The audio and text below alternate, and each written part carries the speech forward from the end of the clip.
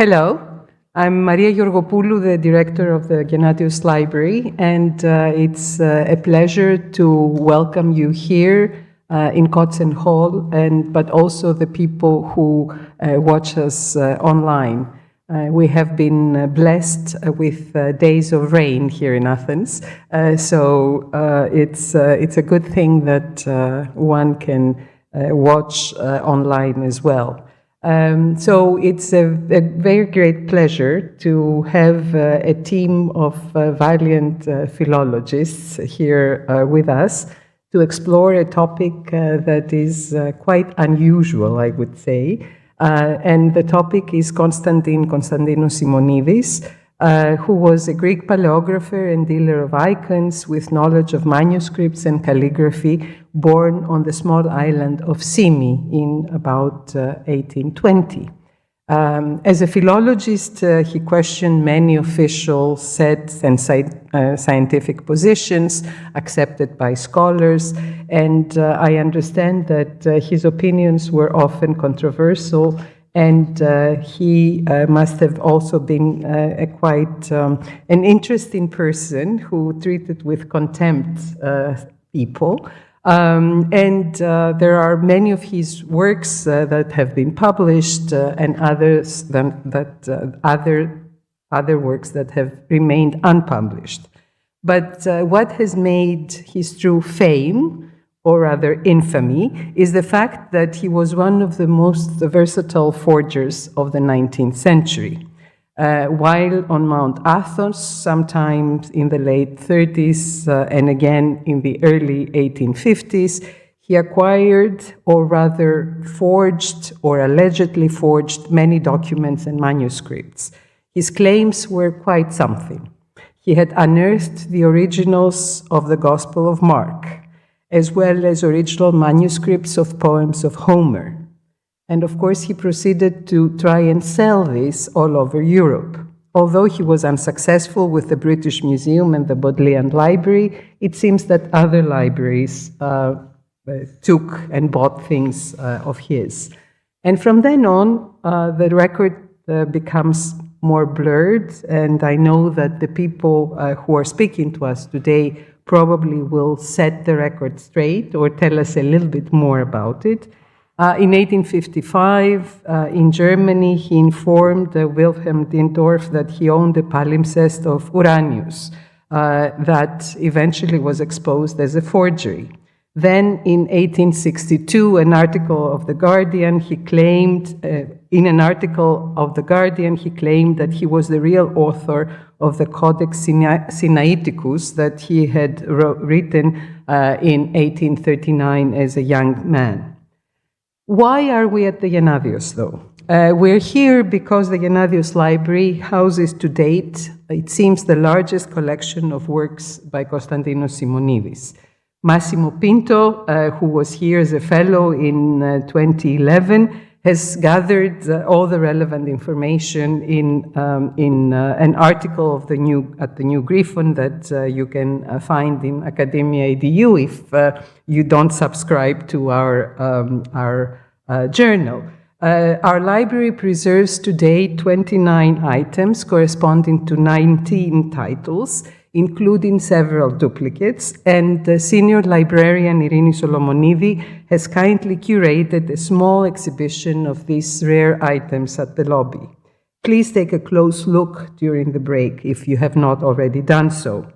Why was Ioannis Gennadios interested in this notorious 19th century forger? And how did he manage to assemble an almost complete collection of his work? Clearly, he was fascinated by Simonides, as he writes in 1931, and I quote, "Simonides, in his adventurous career, visited many lands, and his various publications, always issued in few copies, marked his roaming footsteps from Athens and Constantinople to Mount Sinai, and to the monasteries of Athos, also to Moscow and Odessa, and thence to Vienna, Leipzig, Paris, and London, with visits to Oxford and to Manchester." A little bit further down, he says, Henry Bradshaw of Cambridge University Library had a share in exposing the frauds of Konstantinos Simonides, who had asserted that the Codex Sinaiticus brought by Tischendorf from the Greek monastery of Mount Sinai was a modern forgery of which he was himself the author. Bradshaw exposed the absurdity of these claims in a letter to The Guardian. But the personality and appearance of Simonidis, and Gennadios continues, is best described by the Comte de Marcellus in 1851. He describes him as taciturn, gloomy, and suspicious, dressed always in black. He testifies to the sedentary and industrious life led by him and also to his indifference to gain, and expresses his belief that during the whole time he was in France, he made no attempt to sell any of his manuscripts. But when he went to Germany and settled in Leipzig, his mind and his habits underwent a change. He was not only himself suspicious, but the cause of that suspicion was aroused in other men. He forged a palimpsest, not an easy thing to do, which is preserved in the Imperial Library in Vienna. What is more, he invented a whole princely genealogy for his friend and disciple, Rodokanakis, Prince Rodokanakis of Manchester, another one of the people that Ioannis Gennadios was interested in. Such, in brief, and I'm ending here with Gennadios' description, was this extraordinary man, of whom it may be said that he practiced his marvelous dexterity as a calligraphist, not so much for gain, as for the satisfaction he felt in being able to deceive scholars much more learned than himself. For he was not a profound scholar, I think you will tell us whether he was or not, and while his paleographic calligraphy was admirable, the text he invented and then clothed with his penmanship left him open to exposure by both Greek and foreign critics. Exactly why Gennadios decided to include a collection of related to this man in the library is something that perhaps we will know more about today. It is possible, as Massimo Pinto has argued, that Gennadios knew of the name of Simonidis as a young man, as a child, and then eventually when he arrived in London in the 1860s, he must have met this man who was in London. So that was a time where Simonidis was popular and certainly known to the Greek communities in England. So this is what my small introduction is to this symposium. I want to thank the organizers and the people who actually will speak to us today.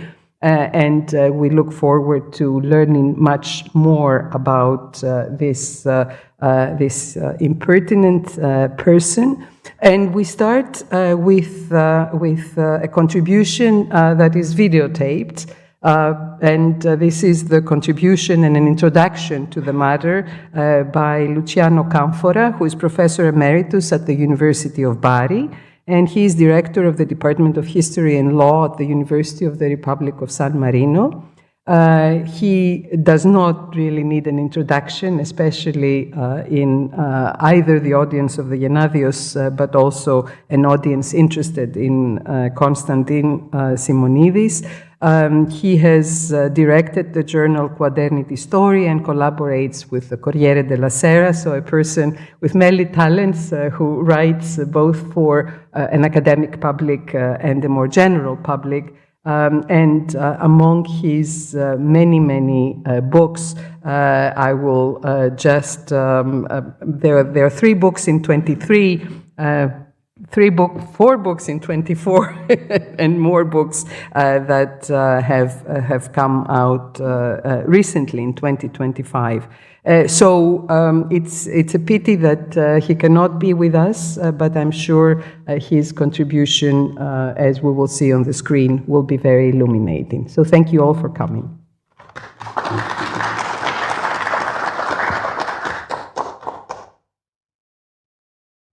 Un convegno di studio riguardante la figura problematica di Konstantinos Simonides, il problema del distinguere il vero dal falso si impone, e potremmo coniare anche una parola composta, un neologismo innocente, il falso-vero. Questo è inerente, se vogliamo, al modo di procedere in generale di molti falsari, in particolare di Simonidis, e cioè costruire testi fittizi, da lui inventati, partendo da materiali veri, autentici. Non è una novità nel campo dei falsi letterari. Un falso letterario assume materiali dal testo che viene poi attribuito all'autore preso in considerazione, mescolando parole autentiche e parole invece di conio del falsario. Un caso emblematico, potremmo dire, è quello delle cosiddette epistole ad Cesarem Senem, che sono state dai moderni studiosi attribuite a Sallustio perché si trovano in un manoscritto contenente scritti sallustiani. È talmente evidente che si tratta di un falso che non mette conto ora entrare nei dettagli. Quello che ci interessa è che le due lettere sono costruite letteralmente da cima a fondo con un collage sapiente di frasi che si ritrovano tutte o quasi nella Giugurtina e nella Catilinaria. Per cui una volta Ronconi, buon latinista, fece un'osservazione risolutiva prima che altri come Ronald Syme trovassero le prove interne del falso, e cioè disse: noi non ci possiamo immaginare, disse Ronconi, che Sallustio prima scrive le due lettere a Cesare e poi le fa a pezzettini e mette tutti questi pezzettini nelle sue monografie, cioè, palesemente una procedura inconcepibile. Quindi le parole sono di Sallustio, ma il risultato, le due epistole, non sono evidentemente sue, a parte il contenuto molto vulnerabile. Ma torniamo al nostro eroe, Konstantinos Simonidis, attivo nel prima metà dell'Ottocento, ma poi vissuto abbastanza a lungo, a quanto pare oltre la metà, avventuroso, come racconterete nei vari interventi che lo riguardano, abile, colto, molto preparato, incline a nascondere alcune sue conoscenze, per esempio le conoscenze linguistiche, simulava di non capire il francese o il tedesco, ma in realtà li conosceva entrambi e quindi ascoltava ciò che gli altri dicevano, convinti che lui non capisse le loro parole. Insomma, addestrato nel suo modus operandi. A me in particolare, è parso ragionevole collegare alla sua attività di costruttore di papiri quello che ha avuto una certa fortuna all'inizio del secolo XXI, e cioè il cosiddetto papiro di Artemidoro. Non entrerò nei dettagli ovviamente di questa disputa e delle argomentazioni che sono state addotte per svelarne l'origine, ma dirò soltanto che è un caso emblematico della procedura falso-vero, in quanto il punto di partenza della colonna 1, cioè della cosiddetta introduzione generale sulla geografia e la filosofia, è ricavata di peso dalla Géographie générale, che addirittura alla lettera presenta quelle parole che noi ritroviamo all'inizio della colonna 1. Queste parole sono abbastanza buffe, si tratta di Karl Ritter, Géographie générale comparée, in cui si dice che il geografo prima di cominciare deve soppesare la sua anima, e effettivamente questo pensiero un po' bislacco si ritrova in questo esordio di Ritter della Géographie générale comparée, deve cominciare soppesando le proprie forze.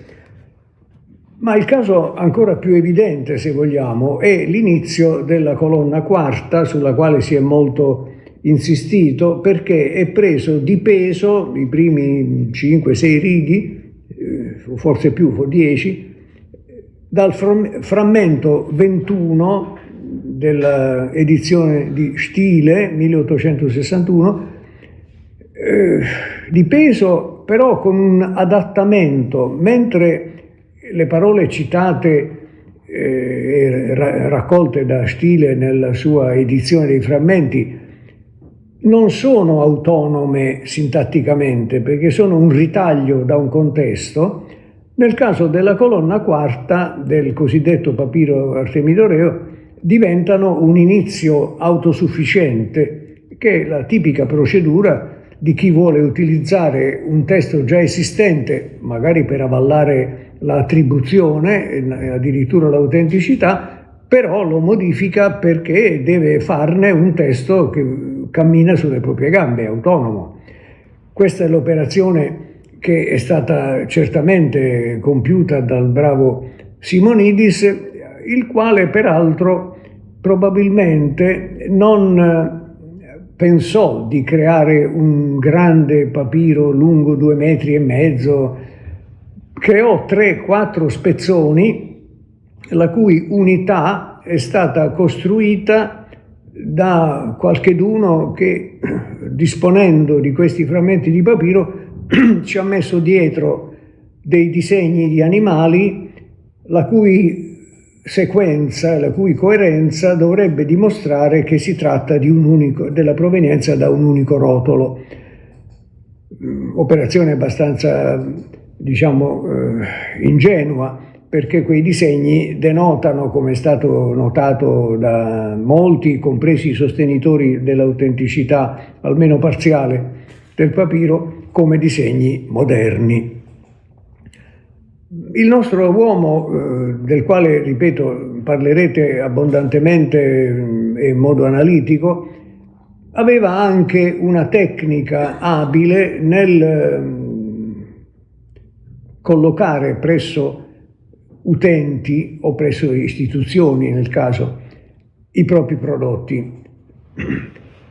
Vorrei ricordare un altro esempio del quale mette conto considerare l'origine, perché è un testo molto interessante, del quale non si può dire assolutamente che sia falso, ma che certamente non è un prodotto d'epoca.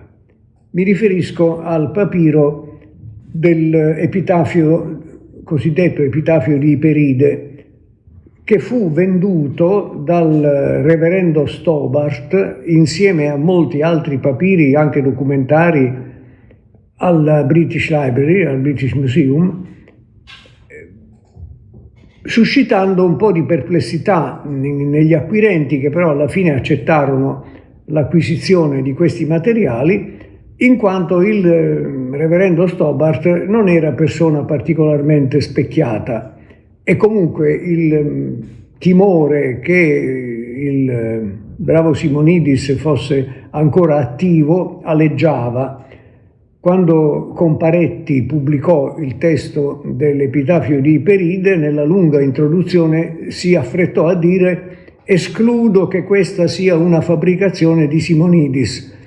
Di Simonidis parla anche poi molti anni dopo Wilamowitz nella Geschichte der Philologie, come di un greco diabolico che era riuscito a beffare persino l'Accademia delle Scienze di Berlino.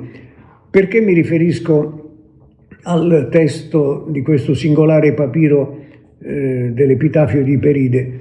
Perché la grafia, il modo in cui sono separate le colonne, riproduce molto fedelmente il falso Vangelo di Matteo fabbricato da Simonidis e da lui addirittura pubblicato in volume.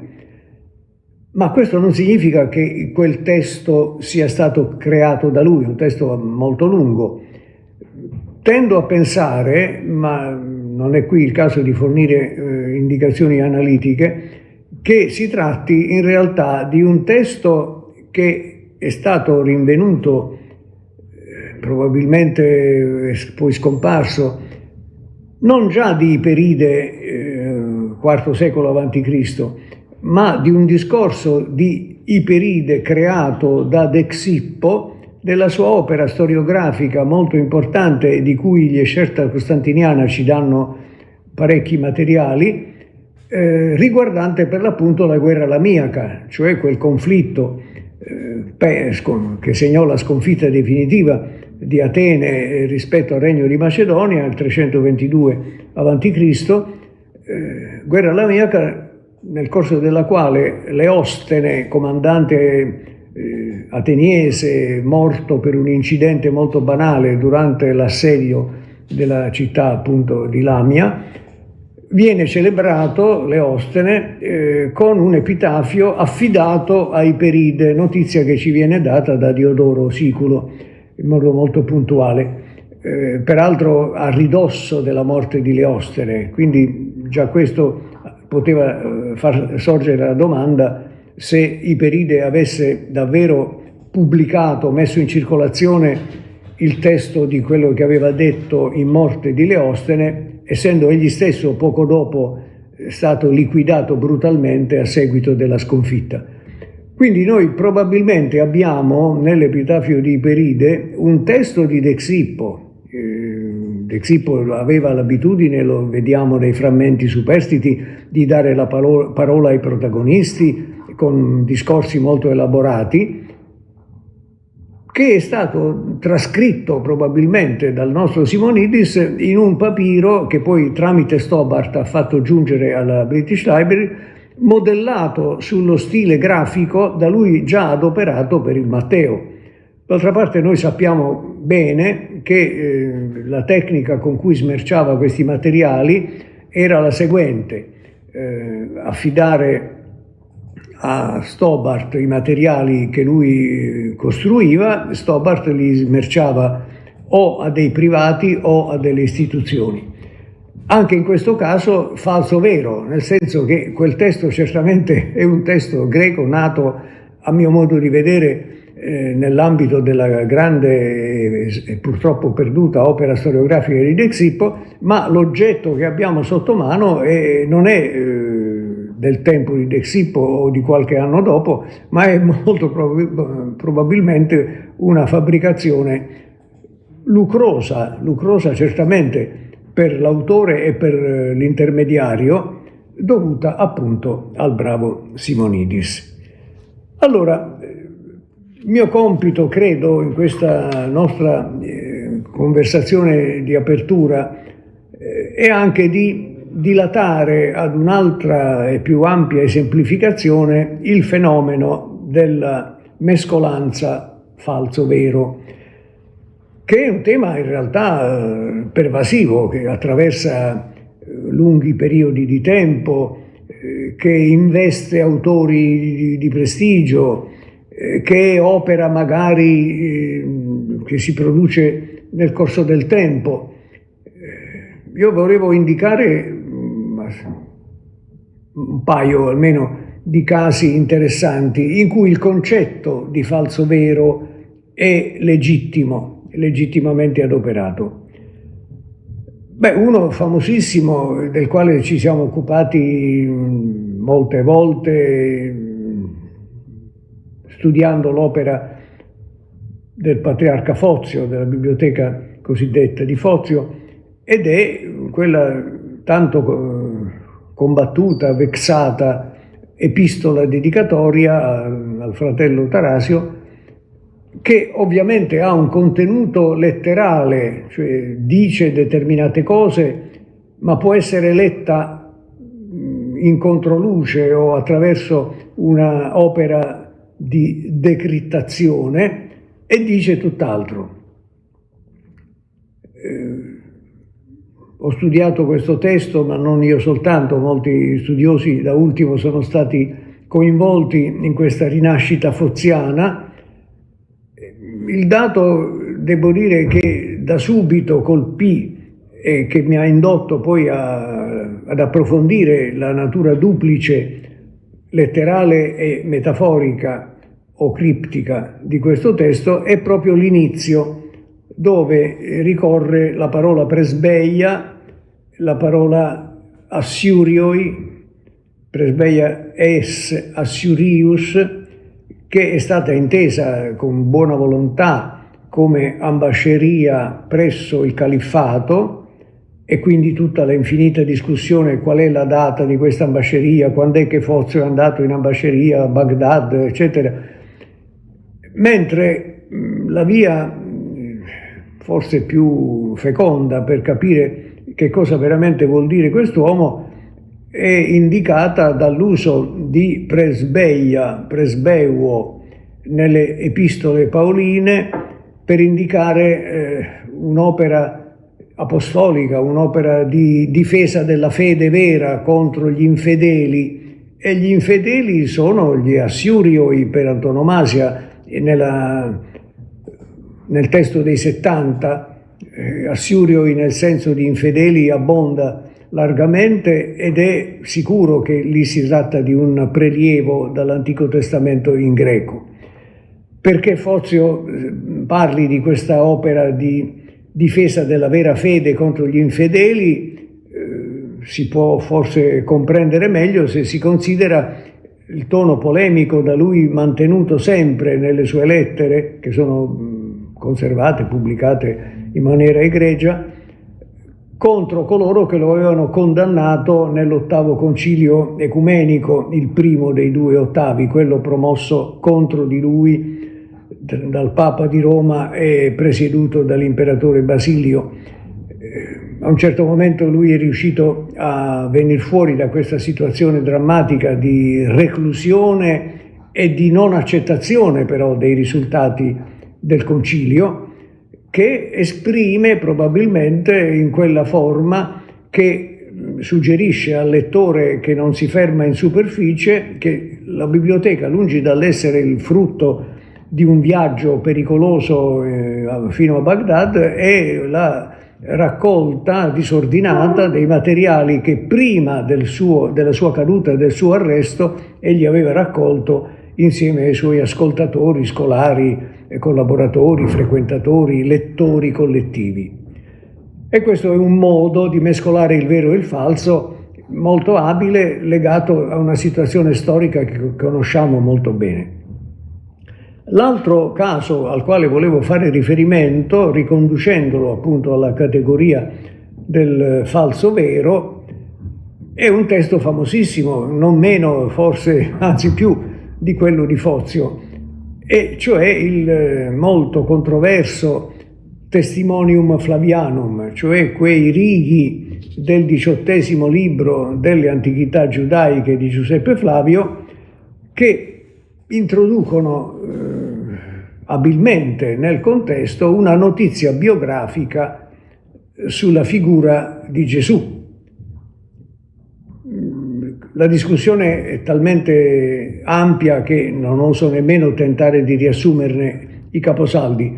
Voglio però andare direttamente ai problemi del testo, ricordando soltanto che coloro i quali hanno ritenuto in blocco una interpolazione cristiana, quei righi, hanno suggerito una spiegazione, diciamo, del tutto comprensibile, ma forse troppo generica, e cioè nel testo di Giuseppe, Antichità, si parla ad un certo momento del regno di Tiberio e delle vicende in Giudea al tempo di Tiberio, e quindi cronologicamente un cenno a questa figura di Gesù, che ovviamente non è cara alla tradizione ebraica, si poteva introdurre forzando il testo, facendo dire a Giuseppe alcune cose riguardanti la figura di Gesù, le sue caratteristiche e la fede in lui dei suoi seguaci. Quindi la mentalità illuministica, già dai tempi di Gibbon, ma forse anche prima, espungeva questi righi dicendo che i cristiani hanno interpolato. Giuseppe non aveva nessuna intenzione di riconoscere che Gesù fosse il Cristo Però in realtà si potrebbe obiettare, ed è stato osservato, che nel 20° libro delle antichità giudaiche Giuseppe, e lì nessuno ha espunto le parole in questione, parla di Giacomo, fratello di Gesù, detto il Cristo. Un filologo antico di specchiate capacità come Origene, nel Contra Celsum, fa un'osservazione preziosa, cioè dice: è vero che Giuseppe Flavio, è un testo apologetico, no? Quello di Origene contro Celso, è vero che Giuseppe Flavio non riconosce che Gesù sia il Cristo, cioè il Messia, però nel libro 20° delle Antichità egli parla di Giacomo come fratello di Gesù, detto il Messia. Dunque, dice Origene, anche Giuseppe conosceva questa tradizione a noi cara, a noi teologi cristiani e difensori di quanto è scritto nel Nuovo Testamento a proposito della vita di Gesù. Gli espuntori del testimonio flaviano non prendono in considerazione quello che si legge 2 libri dopo, cioè nel libro 20. Chi invece ne tenne conto e riconsiderò, a mio avviso in modo illuminante, ben prima, diciamo, che la ventata illuministica propendesse per l'esclusione, fu un notevole bibliotecario e antiquario, Peter Lambeck, che nel 1679 pubblicò in molti volumi, e noi ci riferiamo in questo caso al 9° volume, una straordinaria descrizione contenutistica dei manoscritti della biblioteca di Vienna. È un catalogo curioso quello che fece Lambeck, occupa uno scaffale nelle biblioteche che lo posseggono, è stato poi più volte ristampato nel Settecento, ma la prima edizione è di quegli anni e il volume che contiene quello che sto per ricordare è del 1679. Perché è così ampio questo catalogo? Perché non solo descrive il contenuto dei manoscritti presi in considerazione da Lambeck, ma addirittura commenta ampiamente i testi contenuti in quei manoscritti. E quindi, avendo davanti un manoscritto contenente le antichità giudaiche di Giuseppe, lui si dilunga per decine e decine di pagine sul problema che cos'è mai questo testimonium Flavianum, e prospetta una tesi che purtroppo non è stata notata da coloro che professionalmente hanno affrontato il testo di Giuseppe. E la tesi è la seguente: che quelle righe, lungi dall'essere necessariamente, come è stato inteso, una presentazione positiva, elogiativa della figura di Gesù, compresa l'adesione alla sua natura di Messia, lungi dall'essere questo, sono un testo abilmente ironico che prende le distanze dal personaggio. Lambeck fece anche un'osservazione che forse andava fatta molto per tempo, e cioè che la nota biografica, il cosiddetto testimonio flaviano, che Giuseppe dedica a Gesù, si trova immediatamente dopo un altro episodio riguardante il regno di Tiberio, episodio che ha a che fare alla lontana con la Palestina, ma in realtà c'entra poco, che si svolge a Roma, ed è l'episodio di una nascita fintamente miracolosa. Una nobildonna virtuosissima di nome Paolina, racconta Giuseppe nelle pagine immediatamente precedenti il testimonio flaviano. Una donna nobilissima e virtuosissima di nome Paolina, insidiata da un appassionato innamorato di nome Adonis, il quale cerca disperatamente di infrangere, diciamo, la sua virtù, la sua resistenza, il suo rifiuto, e per riuscire a superare questa barriera, con la complicità di un sacerdote, si fa passare per una divinità egizia della quale Paolina era devota.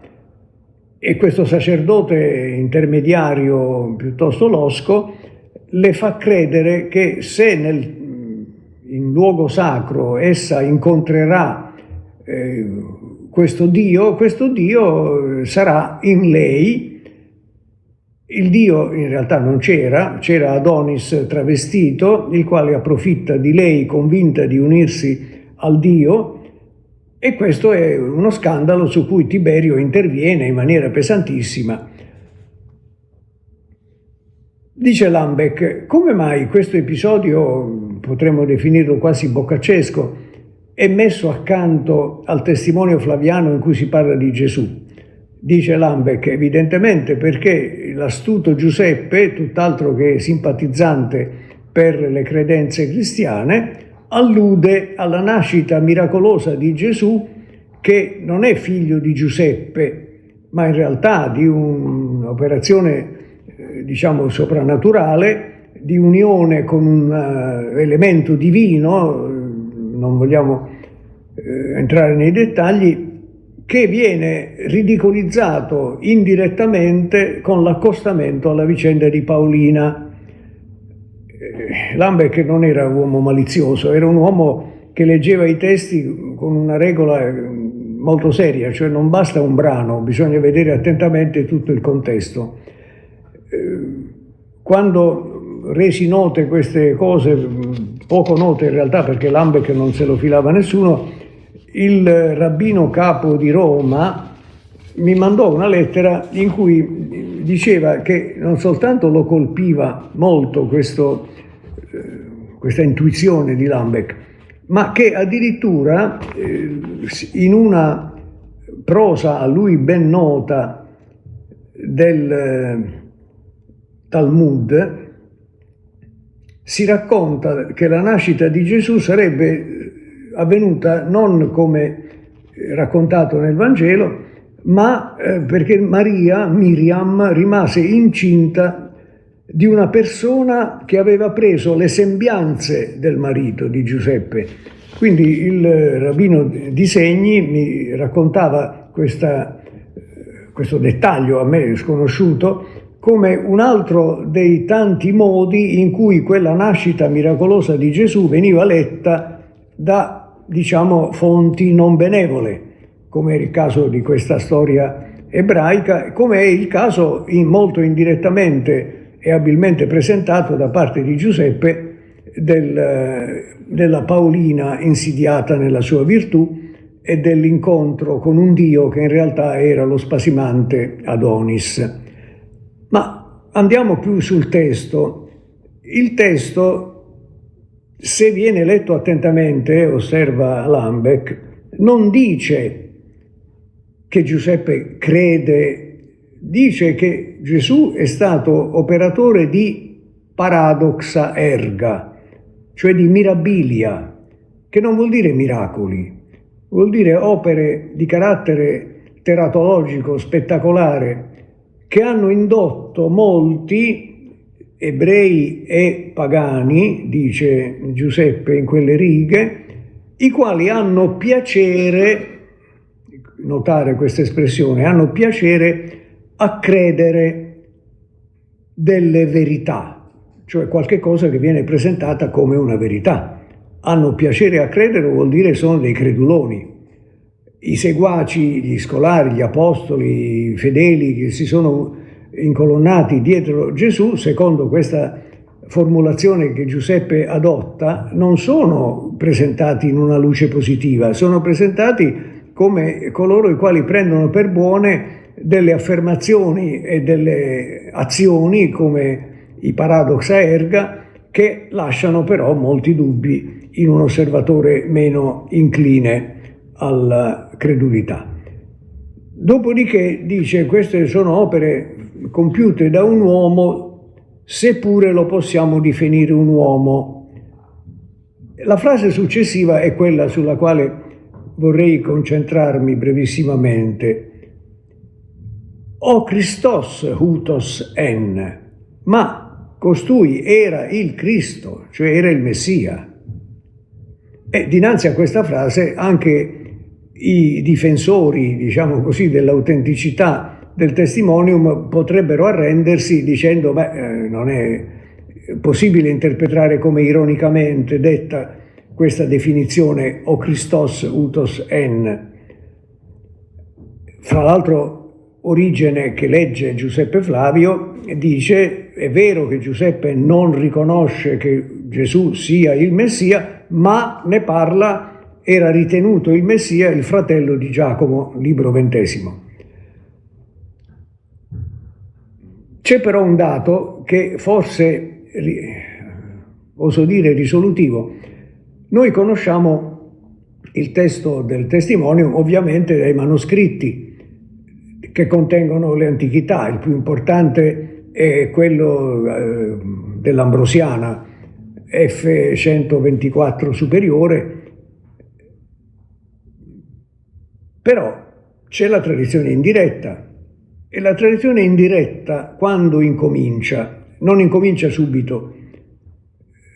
Origene è tradizione indiretta per quel che riguarda il libro 20, ma in realtà lo è a suo modo anche per quel che riguarda il testimonium, come ora dirò. La tradizione indiretta che noi sempre adoperiamo è quella di Eusebio di Cesarea e quella di vari decenni successiva di Girolamo de Viris Illustribus.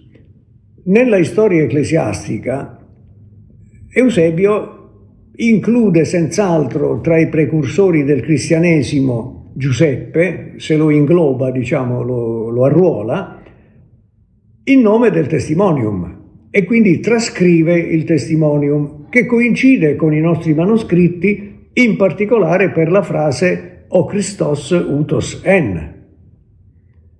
Ma Girolamo traduce in latino quella parte della storia di Eusebio, perché anche Girolamo arruola Giuseppe tra i precursori, con una variante: non o Christos utos en, ma credebatur, era ritenuto essere il Messia.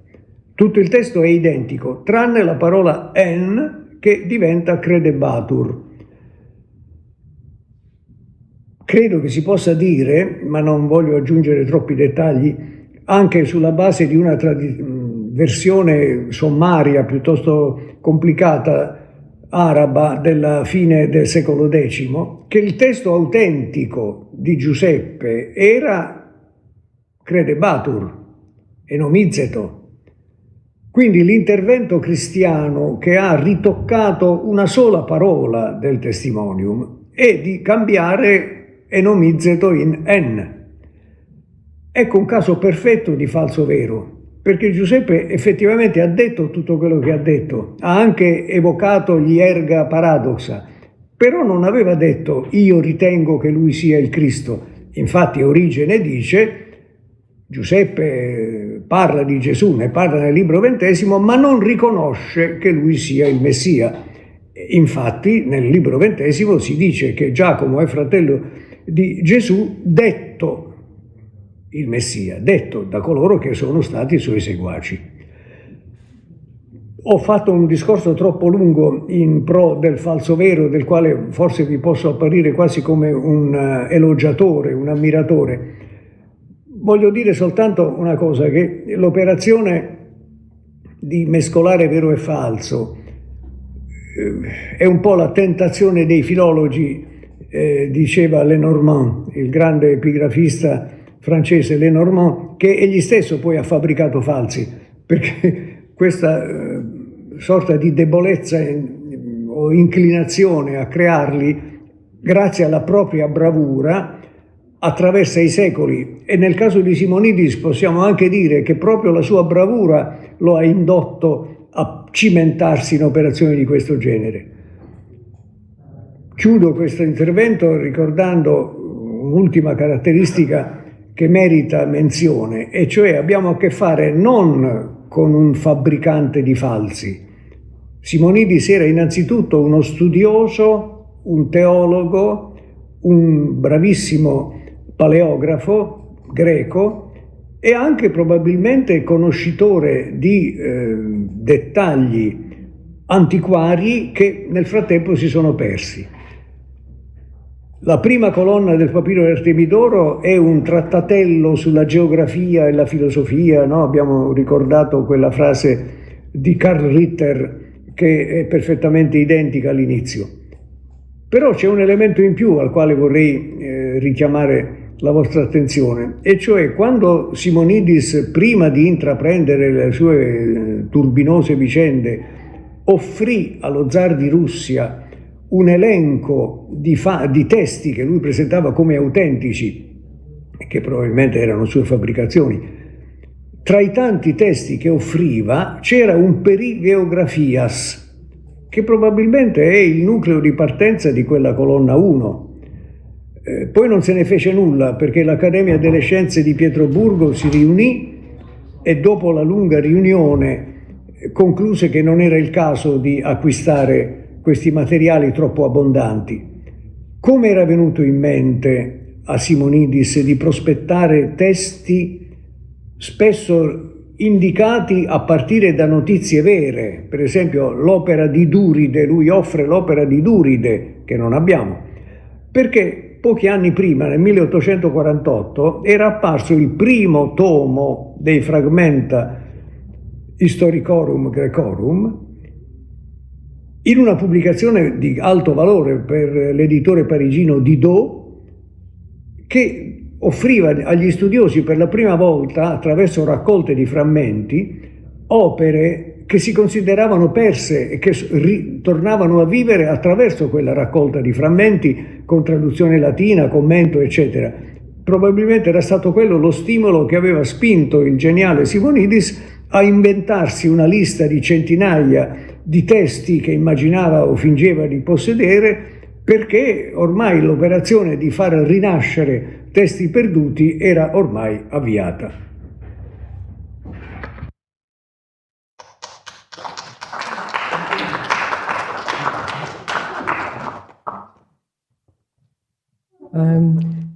I don't know whether Professor Canfora is listening to us, but we thank him for his opening remarks, for really opening up this discussion today about true and false fabrication of texts, and how the philologist in many ways really is involved in this just by studying these texts and trying to appreciate and learn more about them. So now we move to Aldo Corcella, who is our second speaker, and he's professor of classics at the University of Basilicata in Italy. He's a specialist of ancient Greek historiography and rhetoric, and he has published on Herodotus, Thucydides, Theopompus, Diodorus of Sicily, Greek lexicography, the School of Gaza and its fortune, and the history of classical scholarship and classical heritage.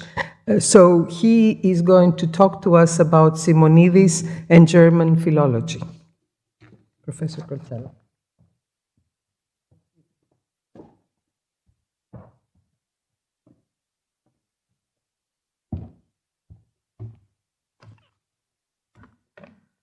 Well, it is always difficult to speak after Luciano Canfora, especially if one made the fatal mistake of giving his talk an all too ambitious title, Simonidis and German Philology.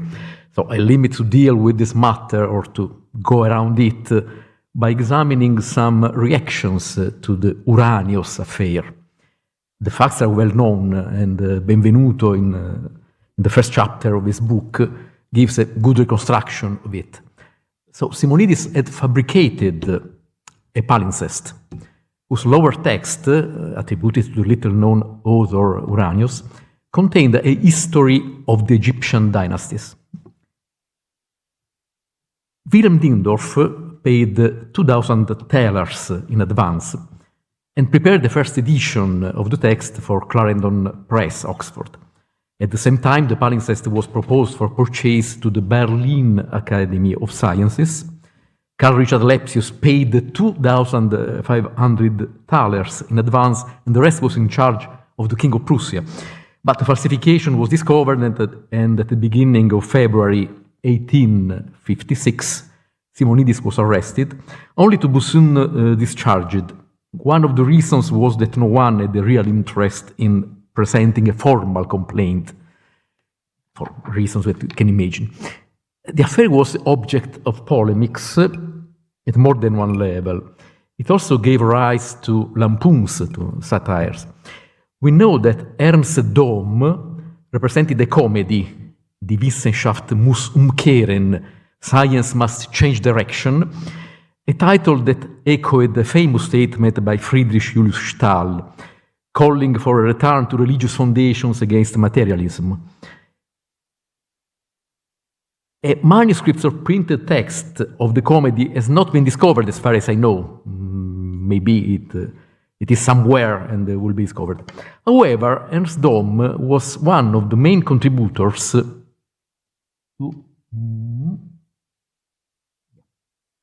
to the satirical magazine Kladderadach, which had been established in 1848. It was a very important and popular satirical magazine in Berlin. And various hints to the affair, to the Simonidis affair, can be found in the issues of the magazine for the first months of 1856. You can see the front cover of this magazine with the famous grinning boy, which was the trademark of the magazine. Some of these references to the Simonidis affair are mere wordplays and jokes, more or less witty.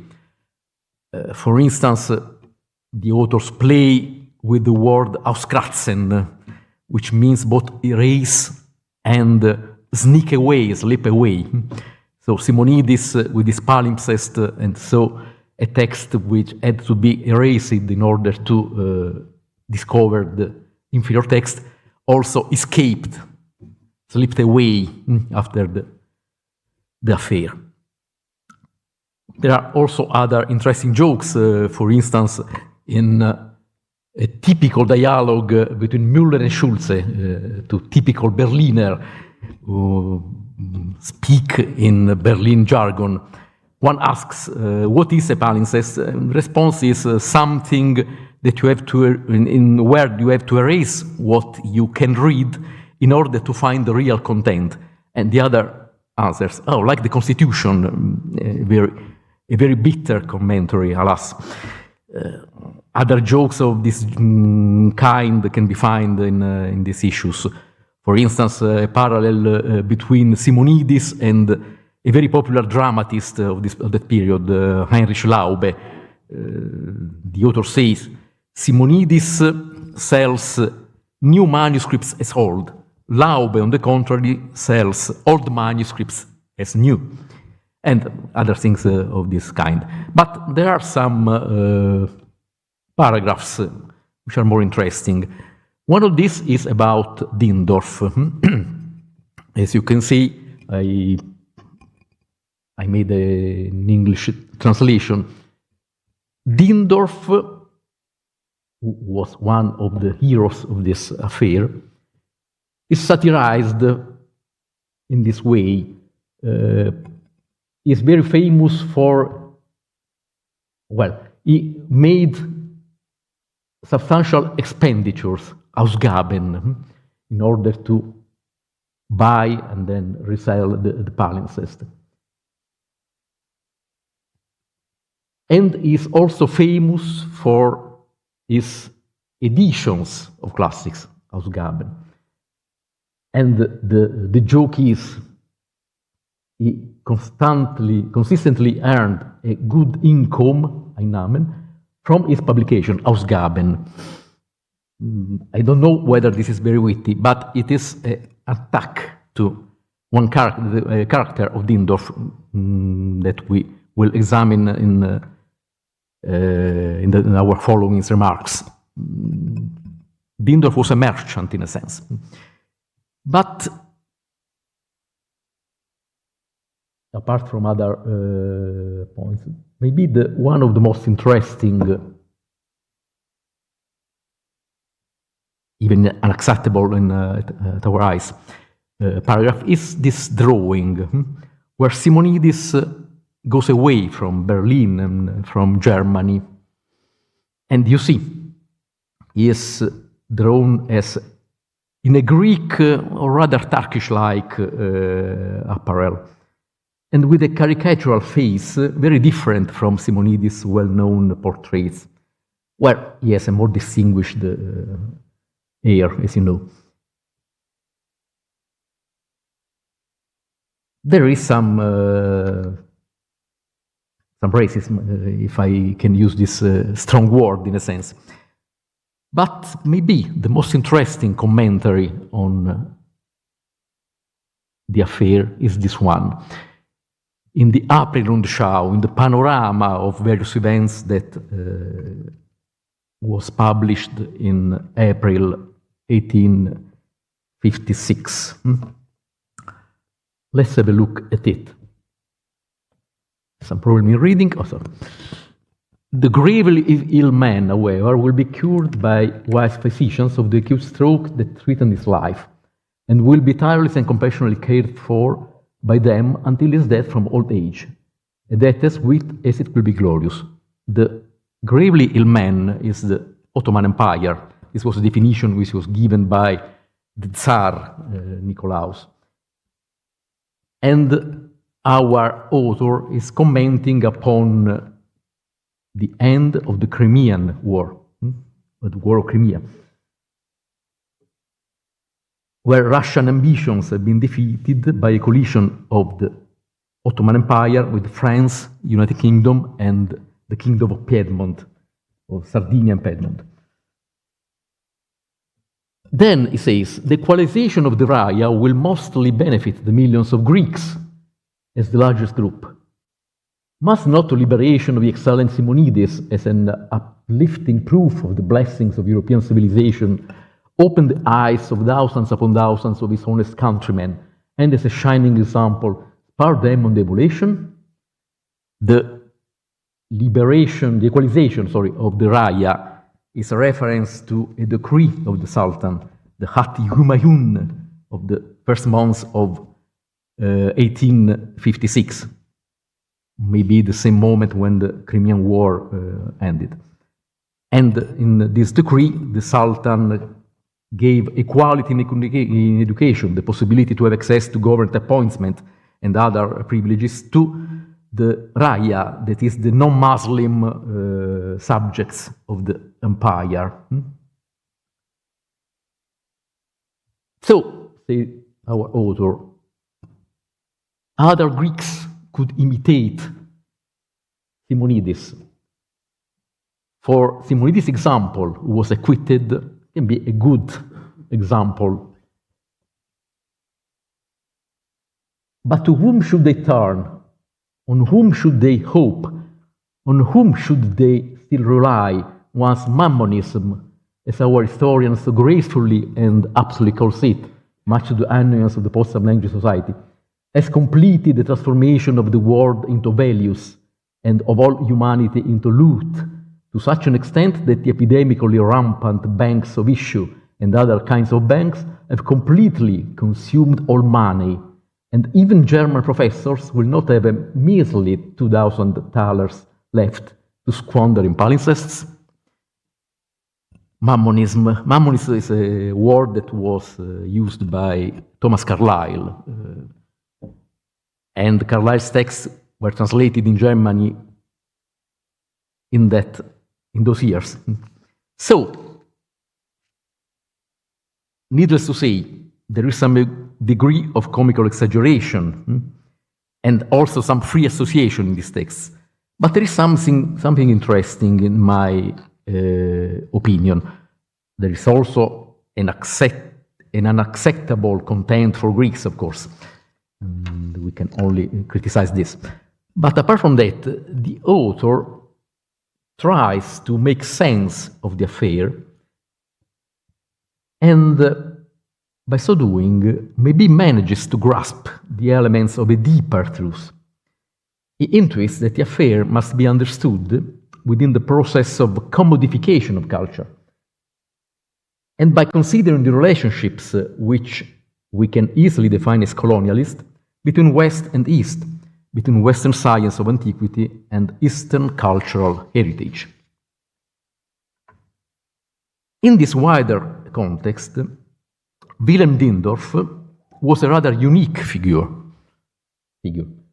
This is what Wilhelm Dindorf in 1860. This picture was taken in Oxford, not the case, by Lewis Carroll, the well-known author, who was also a good photographer. On the one hand, Dindorf embodied German science, but he was not a typical German professor, because he had chosen to be a private scholar, a Privatgelehrter, and to make a living from his works as an editor of classical texts, operating on an international market between France, where he cooperated to the Thesaurus, Lingue Grece, and the United Kingdom, by producing editions for Oxford Clarendon Press. This exposed him to attacks. It is well known that he was often criticized as a merchant. We can see a precocious witness of this in a letter of Louis de Sinner, or Ludwig von Sinner, a Swiss philologist, to Giacomo Leopardi, the famous poet. Sinner had been involved in the production of the Thesaurus, Greek language, for Diderot. But then the Dindorf brothers had intervened, and they became the true protagonists of this enterprise. And Sinner says they are merchants. There is some paradox in this, for in 1831, young Wilhelm Dindorf was still a professor at Leipzig, while Sinner was a freelance classicist. But you can see as Sinner shows an aristocratic attitude towards philology in front of the bourgeois attitude of the Dindorf bros, trained to become a sort of editing company, a worldwide editing company. Paradoxically, in the Uranius affair, this multinational dimension of Dindorf partially, only partially, shielded him from overly nationalistic attacks. It is true that the British journal The Athenaeum mocked German science, and these jokes were echoed in France. But this did not last long. It is perhaps no coincidence that only in the United States was the affair taken as a symbol of the intrinsic weakness of the ambitious German Wissenschaft. I'm referring to the article by Cornelius Conway Felton that Massimo Pinto brought to our attention. And Felton's thesis was more or less, how could people so easily deceived by Simonidis, as German professors, be so confident in their exercise of a höhere Kritik, of the criticism about authenticity? Well, the point is, in my opinion, that in France and in the United Kingdom, Dindorf was not only a scientific authority, but also a leading exponent of a philology that produced successful works, selling well on the market, and it was very inappropriate to criticize him too openly. Maybe a trace of this cautious attitude can be found. Let's go here. In a letter that Konstantin Tischendorf sent to Churchill Babington on April 21st, 1856. He says, I could give you many details on the Uranius affair. Mais j'ignore si on connaît ou veut connaître en Angleterre comment tout s'est passé. Tischendorf hated Dindorf, and the sentence on connaît ou veut connaître is ironical and malignant, in my opinion. British scientific and publishing establishment, the publishing establishment was too compromised with Dindorf to have a real interest in restoring the truth. peut-être in England no one wants to know how it all unfolded. But let's spend some further word on Dindorf. Benvenuto has some very interesting pages on him in his book. It is well known that he was active in stock market speculations. Not only was he a shareholder, but also one of the architects of the transformation of the Saxon railways companies into joint stock companies, and actually a member of the board of directors of the Saxony-Bavaria company, despite Bertrand Merdenger, who tried to limit his engagement in this enterprise. This is a mere philological detail. And Merdenger noticed that Dindorf was only a member of a more large body, but another page of this text escaped his attention. Dindorf was really one of the directors of these companies. So, Dindorf participated in the industrialization of Germany, not only as an editor of texts, but also by taking part in these capitalistic enterprises.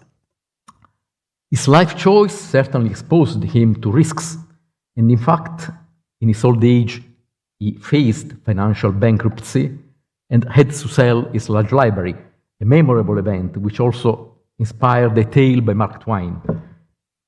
But also for this reason, certain attacks from fellow philologists, who were full professors in state universities, sound a bit hypocritical, and one is reminded of Schopenhauer, who in that same period likened philosophy professors to his eyes mere peddlers of metaphysics at the expense of the state, to the ancient sophists, even though they rather imagined themselves in the guise of Plato. The truth is that philology is a productive business, in part at least also market-oriented, was not the prerogative of Dindorf alone. And this helps explain the receptivity of philologists, even academic ones, to new discoveries that, true or false, promised to advance science and provide an advantage in scientific competition. In an increasingly positivist cultural climate, all the better if such discoveries were concrete objects, new manuscripts, palimpsests, and soon it will be the time of the papyri. But we'll come back to this point in the round table, I believe. Concrete objects have, however, a still more definite market value. And here lies one of the reasons of the interest that the Uranius affair aroused. Without those thousands of thalers, it would probably have been only a marginal episode of forgery to be discussed in scientific journals. And the same can be said of the millionaire sale of the Artemidorus papyrus, as you can easily imagine. It is in this context that the Simonides affair takes on a further dimension, which was maybe well perceived by the insightful author of the Rundschau for the Kladderadatsch.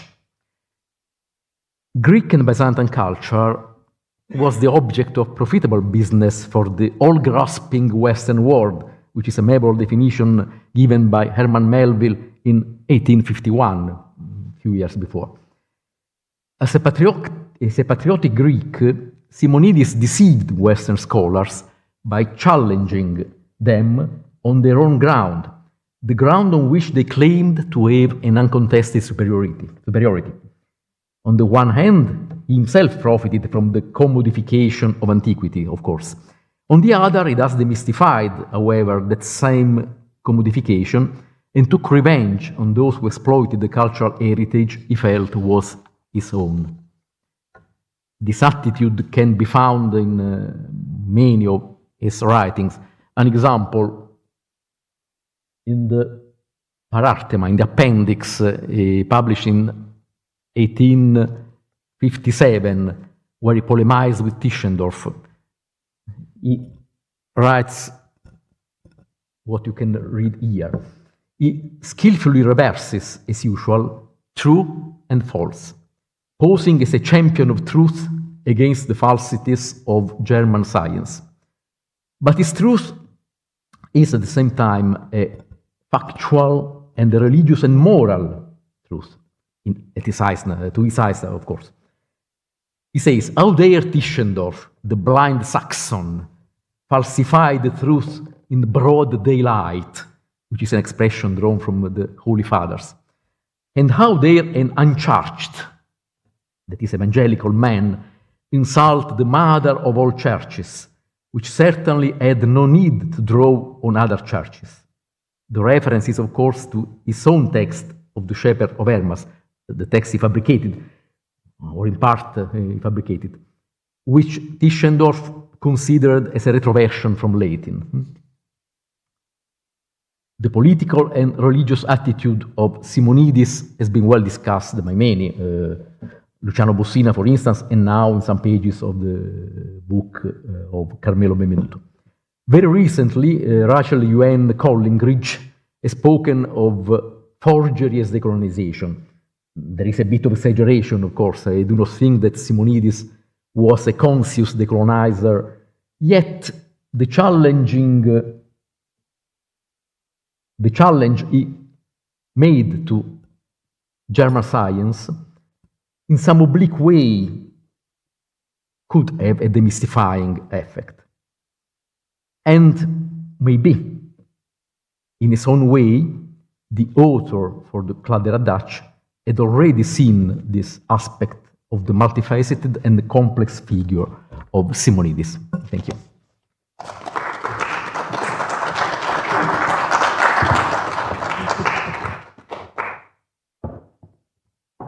Professor Corcella, thank you very much for leading us through all these sort of vicissitudes and all these issues between German science and our hero here. So we move on with Professor Massimo Pinto, who is Professor of Greek and Latin Philology at the University of Bari, Aldo Moro, and former fellow at the Gennadios Library, as I said, a few years back. His research interests focus on manuscript transmission, the history of text, the biographical tradition, and the reception of Attic orators, especially Isocrates, who is somebody very well sort of quoted on the facade of the Gennadios Library. And of course, he's also interested in the history of classical philology, and his particular interest on Konstantinos Simonides has to do with the impact of forgeries and forgers on scholarship. And so today he's going to talk to us on the myth of Simonides in the European press. Professor Pinto.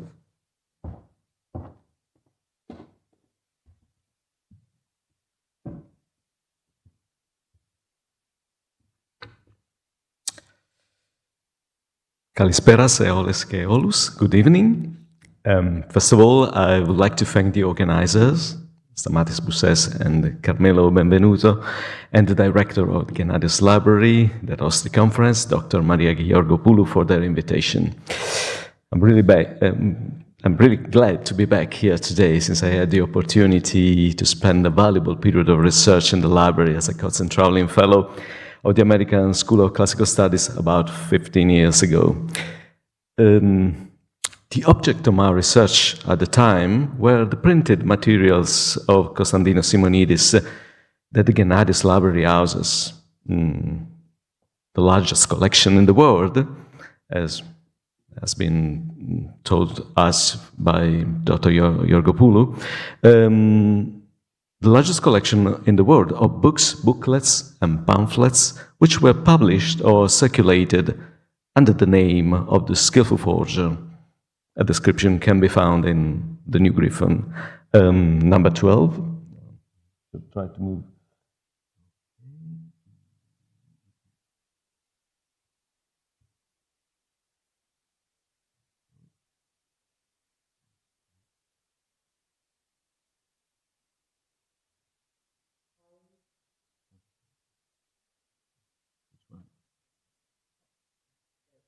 Okay, thank you.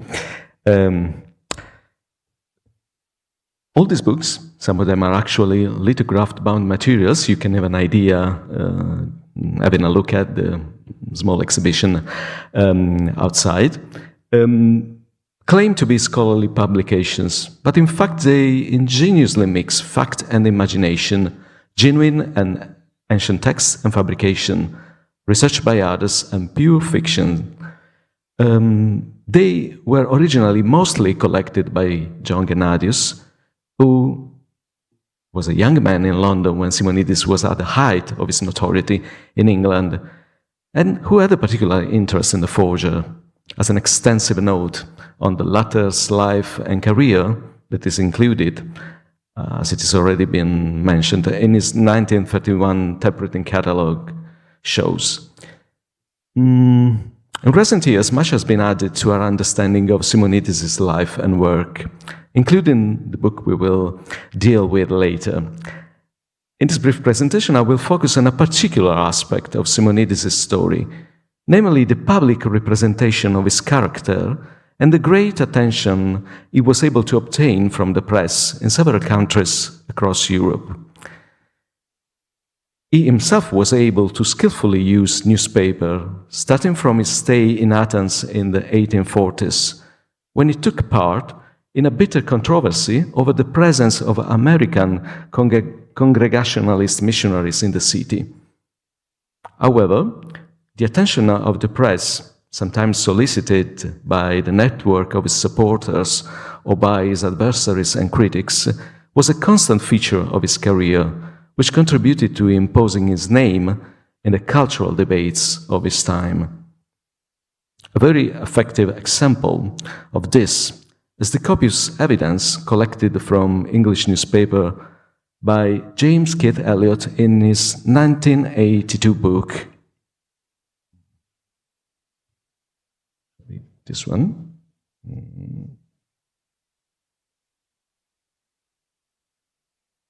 Okay. Sorry about this.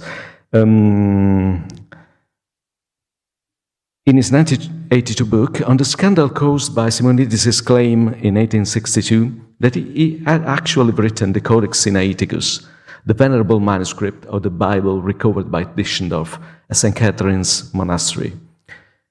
At the same time, his name gained a wide popularity, even in the entertainment press, by virtue of his exploits, the enigmatic traits of his personality, and his mysterious abilities in the eyes of the general public. It could be said that a real myth grew around him, whose creative effects lasted a long time. I will try to show you some significant moments of this process. The first contribution to a wider knowledge of Simonidis' career was due to an effective report by the German diplomat and scholar Andreas Mortmann. This one. The article he wrote for the Allgemeine Zeitung, one of the leading German political newspapers of the time, described in great detail the literary swindles that Simonidis had committed in Constantinople, where Mortmann was serving as a representative of the Hanseatic League against the Armenian community of the city and the Ottoman minister Ismail Pasha. Mortmann also reconstructed the forger's previous stay in Athens and his attempts to sell fake ancient manuscripts to the king of Greece that had been foiled by some Athenian academics, warning at the same time of his possible arrival in other countries. This already long series of impostures was, so to say, Simonidis' calling card in Europe, thanks also to the translation or mention of Mortmann's article in contemporary press. In the following years, Simonidis in fact moved to England, Prussia, Germany, Austria, and England again, and he also planned a visit to America. In Leipzig in particular, he managed to persuade some German scholars, including the Egyptologist Karl Lepsius and the enterprising classical scholar Wilhelm Dindorf, as we have as Aldo Coccella told us, of the genuineness of a palimpsest manuscript of roughly 70 folios containing the text of an otherwise lost Greek author, Uranius. The manuscript was purchased by the Prussian king Friedrich Wilhelm IV for a considerable amount of money, just before the scam was discovered and Simonidis arrested and banished from Saxony. The story, with its detective details and the derision towards eminent professor deceived by a mysterious foreign forger, was entertainingly told by the writer Gustav Freytag in the widely read magazine he edited, Die Grenzboten.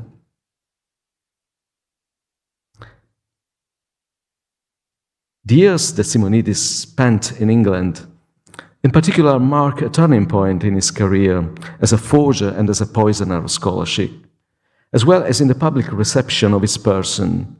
During his first and second stay in the country, in 1853, 1854, and then from 1856 onwards, he was able to build up a network of friends and supportive acquaintances, to find his best ever customer, the wealthy bibliophile Thomas Phillips, to have an authorized biography and a number of books printed in English, to gain access to a rich private collection of antiquities in Liverpool, from which he extracted and published several papyri, the great novelty at the time in the study of antiquity. He also increasingly attracted the attention of the press, especially after the uproar caused by the scandal of the Codex Sinaiticus, as we said above. Around that time, his figure had become the subject of readings to entertain the English families in the evenings by the fireside. As this example shows, it comes from, thank you, it comes from the popular Christian magazine, The Leisure Hour, a family journal for instruction and recreation, as the subtitle says, that offered its readers the story of even the most distant and somewhat exotic exploits of the forger who had risen to the honors of the news in Victorian society. Simonidis appears to have left England for good in the summer of 1865. In the autumn of 1867, the news of his death in Egypt spread among his closest friends, but oddly, without finding much resonance in the British press. The news probably came from the Athenian newspaper Aion, which had announced the death of the forger in Alexandria, Egypt, in the issue number 2277 of Thursday, September 21, October the 3rd, according to the Gregorian calendar. Aion was the same newspaper in which Simonidis had fought 20 years earlier on the pro-Orthodox and pro-Russian front in the battle against the proselytism of American missionaries. The news of the death was included in a correspondence from the Egyptian city, where a large Greek community lived at the time, including some relatives of Simonidis, as we know. In its final section, the article gave a very critical account of the difficult situation within the Church of Alexandria. Indeed, the patriarch elected in January 1866, Nicanor, suffering from the consequences of a stroke, had been assigned by his opponents a commissioner who was immediately designated as his successor. This decision had created a conflict in which Simonidis had taken part, siding against the Patriarch Nicanor and the Bishop Meletius, who supported him. The correspondent, who was clearly not benevolent towards the forger, reported the news in the horrifying terms that can be read in the slide. The death of Simonidis was due to a fatal dysentery and a dismemberment as a result of the plague he had contracted, elobiazen. As impressive as this account is, it betrays a strong literary nature, which, at a closer look, derives from a late antique historiographical source. The clue is in its mentioning the curses that had been cast upon Simonidis, aikatarai pianusi topon. In a document preserved in the Patriarchal Library of Alexandria, published in 1964 by Atsifotis, a notary named Libritis recorded the stages of a dispute between Simonidis and two of his brothers regarding the inheritance of a half-brother. During that quarrel, our man had the opportunity to do what he did best, namely, fabricated a forgery, an ostracon containing a purported disposition from a Byzantine emperor to legitimize his own interests. In addition, he did not hesitate to falsify a document with the signature of the Patriarch Nicanor, an act that was not without consequences, and which indeed induced the Patriarch to pronounce repeated curses against him. Epicataratos naine, naliuosi oposoarios, let him be damned, let him dismember like Arius. By evoking the divine punishment suffered by the Alexandrian Arius, the heretic par excellence, Nicanor condemned Simonidis as the worst of the traitors of the faith and indicated to us the source of Ion. It is a page from the history of the church by Socrates of Constantinople, who described the horrible end of Arius in 336, as you can see in the next slide. Thanks. This peculiar page, modeled on an ancient source for clear polemical reasons, was then at the core of the news of Simonidis' death in 1867, the date commonly accepted in encyclopedias and biographical dictionaries. However, perhaps not too surprisingly, there is no shortage of traces of a Simonidis still alive after this date. I won't dwell on this, but I will move on to the most striking and surprising example of this enduring fascination of the press with the forger. If we go to the next slide, we will see a curious, lengthy article published in a Viennese newspaper, the Neues Wiener Tagblatt, on September 25, 1890. It was curiously titled Alcibiades Simonidis, but was clearly about Konstantinos Simonides. The article was signed with the initials CW-R, but the author can be identified with a good degree of certainty with Karl Theodor Winter, a regular contributor to the Neues Wiener Tagblatt since 1876, when he began his collaboration with an article on the Russo-Turkish War. On the Neues Wiener Tagblatt, Winter published reports from the front, from the war fronts, as well as pieces of military history, reports on major celebrations, and articles dedicated to historical significant figures, places, or dates. From the little biographical information we have about him, we gather that he was also a lively and imaginative writer and a brilliant conversationalist. The article begins with the account of a meeting between Winter and the forger, where he introduced himself with a note in Italian as the late Dr. Alcibiades Simonidis. The scene takes place at midnight in the square of Corfu at an unspecified time, but several years before 1890, it seems. The report reads like a novel. If we can go to the next slide. Thank you. You can see the first section.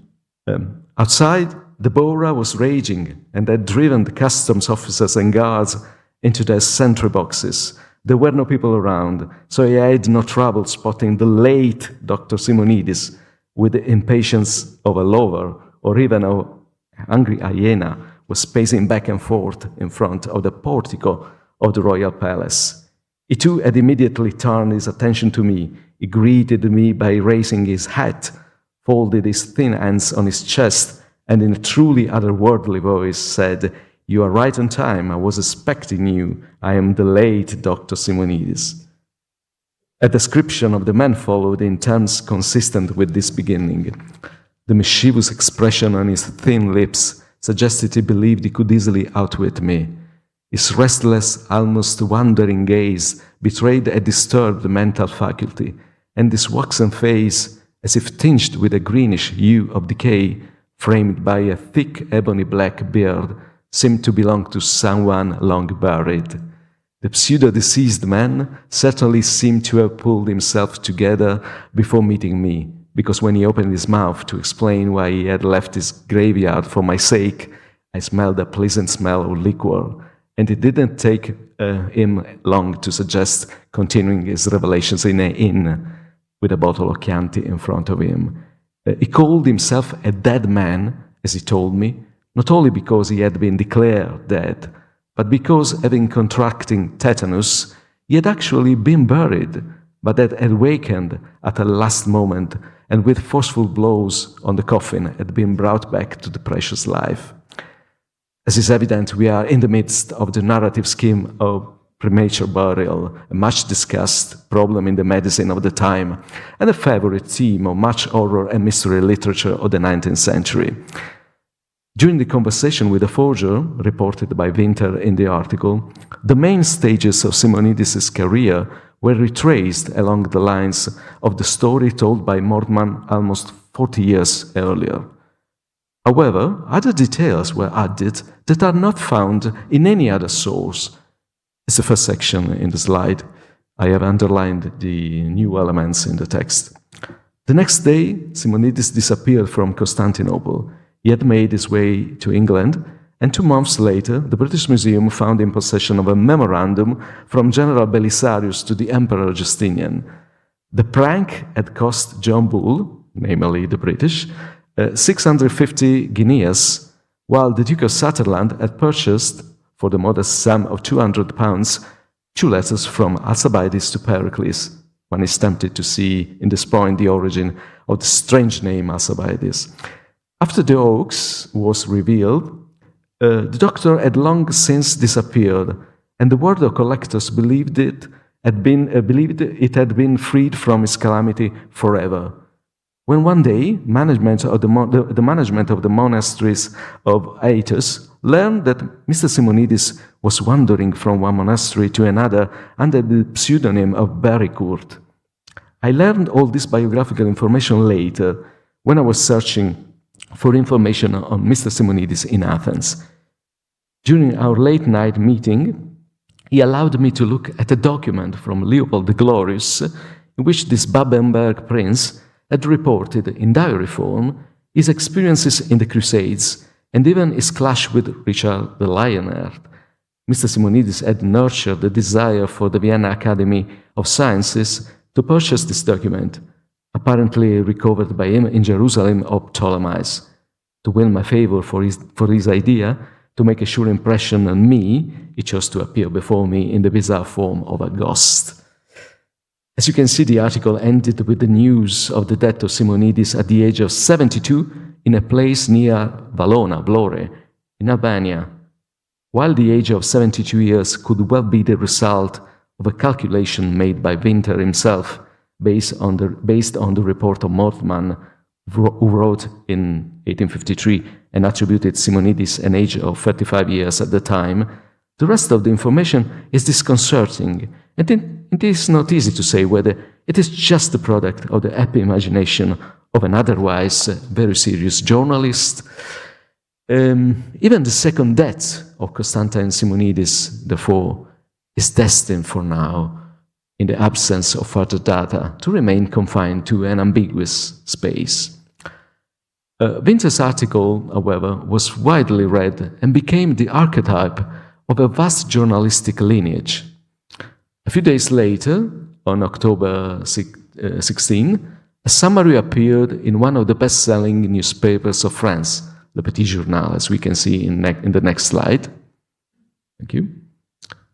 2 days later, an abridged English version was published by The Times, which had not reported the death in 1867. This next slide, please. Thank you. Thanks to the network of press agencies of the time, the text was reprinted with a more or less broad selection of details by many other newspapers in Europe. The next slide gives you a partial idea of this spreading. The news eventually crossed the Atlantic and spread widely in the daily and periodical press of the United States. The first newspapers to launch the story, as part of a comprehensive reconstruction of the forger's career, seems to have been the New York Sun on October 27, 1819. It's the last slide. The effect of the spread of Simonidis' myth into American popular culture, with its transformation into Alcibiades Simonidis, can be seen in a school quiz book published in 1895 in Topeka, Kansas, which included the question, who was the greatest literary forger that ever lived? To which the answer corresponded, Alcibiades Simonidis, born 1880, died 1890. Thank you, Caristopoli.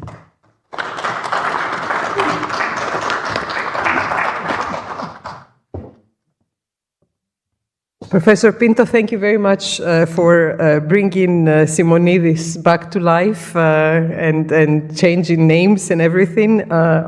Obviously, it's the appearance of a philologist and a forger in press is quite something. So now we are going to hear Stamatis Boussès, who is professor of ancient Greek philology and papyrology at the Democritos University in Thrace. And his research interests include late antique prose and rhetoric, lexicography, Greek papyrology, early Christian religion, ancient Greek painting, and digital humanities.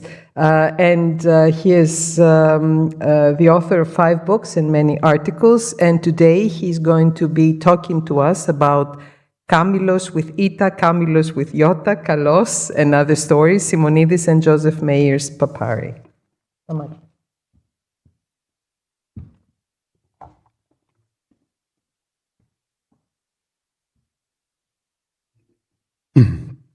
Well, before I begin, I would like to express my sincere thanks to Dr. Maria Georgopoulou, Maria Smolli, and Irene Solomonidi of the Gennadius Library for their wonderful cooperation, generosity, and constant availability. I am also deeply grateful to the entire staff of the Gennadius Library for hosting this event and for giving us the opportunity to present our work in such an inspiring setting. The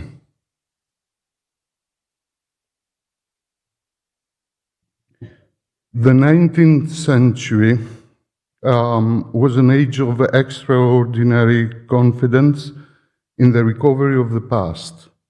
Lost texts were expected to reappear, forgotten traditions to be restored, and ancient voices to speak again through manuscripts and papyri. At the same time, this confidence was accompanied by deep anxiety. How could one be certain that a newly discovered text was genuine, and who had the authority to decide? The story of Konstantinos Simonides unfolds precisely at this intersection of hope and suspicion. This lecture does not aim to resolve the question of authenticity surrounding the papyri associated with his name. Instead, it asks an narrower and, I believe, more productive question. How did Simonides approach ancient text as a philologist, and what did he himself believe about the papyri he edited for the Liverpool collector Joseph Mayer?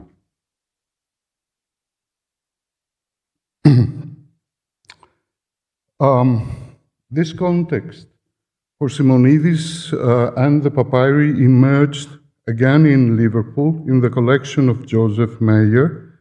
Mayer, a successful jeweler and antiquarian, has assembled a wide-ranging collection of Egyptian material, much of it acquired through the same commercial networks that supplied the British Museum and the Louvre. Among these antiquities were papyri, fragmentary, multilingual, and largely unpublished. Simonides gained access to them through intermediaries and was soon entrusted with their examination. In his own account, he emphasizes organization and method.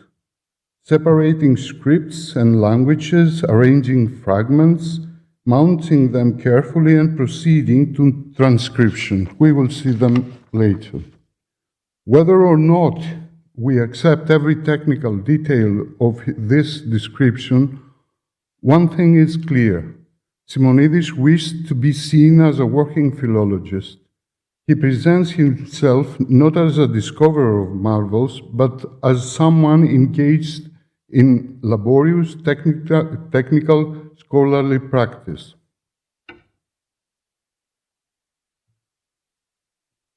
This is a map of his journeys in Europe and in Africa. Well, Simonides first arrived in England from Egypt in December 1852, settled in London in early 1853, and after several departures and returns, remained there for his longest stay from 1858 to 1865. Upon his second return, he recognized the particular importance papyri held for foreign scholars and began working on them systematically. He became known in England largely through the press, as Massimo has pointed out, with roughly 100 references between 1852 and 1865. His career as a papyrologist, however, was overshadowed by the scandal of the Codex Sinaiticus, as Aldo has described, when he publicly claimed to have forged the manuscript discovered by Tischendorf at St. Catherine's Monastery.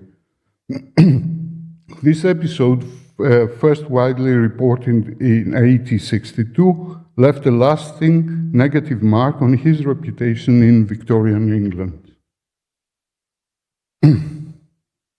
Against this background, Simonides seems to have perceived in Joseph Mayer a genuine opportunity for rehabilitation within philological circles. Liverpool, as a major port supplying Lancashire with Egyptian cotton, had easy access to Egyptian antiquities. Among the more extraordinary examples were 180,000 mummified cats, like this you can see, auctioned in 1890 for fertilizer, a detail that illustrates the scale and character of this trade. Mayer's private museum included books, autographs, drawings, engravings, and above all, antiquities, scarabs, coffins, masks, and mummies. Among these objects, however, another category appeared, rolls and fragments of papyri.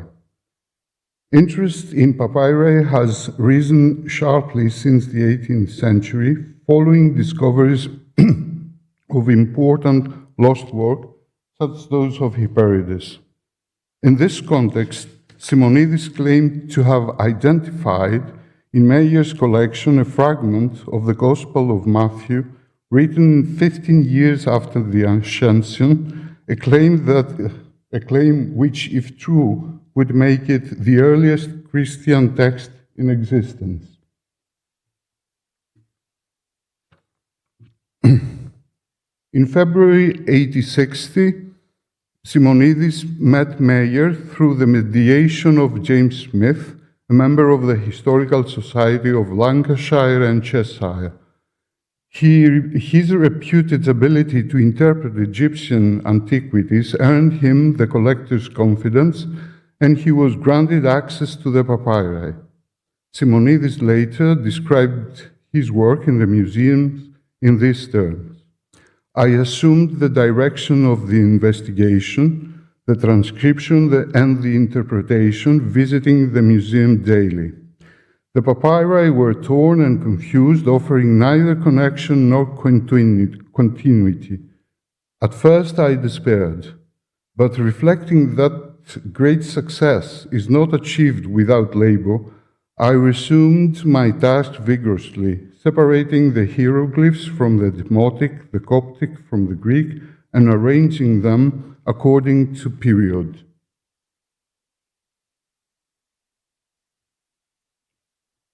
Facsimiles of his first discoveries were soon printed in London at Mayer's expense by the publishing house Tribner, together with colored lithographs of the papyri themselves.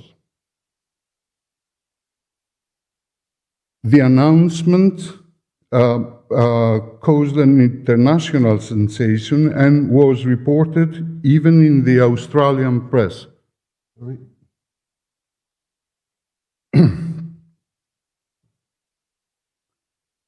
This is the article from the Sydney Morning Herald. Well, before turning to authenticity, we must briefly consider Simonidis' unpublished correspondence with John Eliot Hodgkin, 13 letters written between February 1862 and May 1863 describe his troubled relationship with Meyer, the criticism he faced and how he answered them, his wider experience in England, and previously unknown details about the papyri. In one letter, he insists, "You yourself know well that both of you saw this word in my house and read it as kalon and not kam, as our friend Newton has spread abroad. We find ourselves, my friend, among devils and not among Christian men." In another one, he even states to have burned the papyri. And in his final letter, he demands that the papyri be examined microscopically and chemically by specialists and that the results be published in the Times. What matters here is not the tone often embittered, but the assumption underlying it. Nowhere does he admit intervention or fabrication. On the contrary, he consistently calls for material testing, not philological authority, to decide the matter.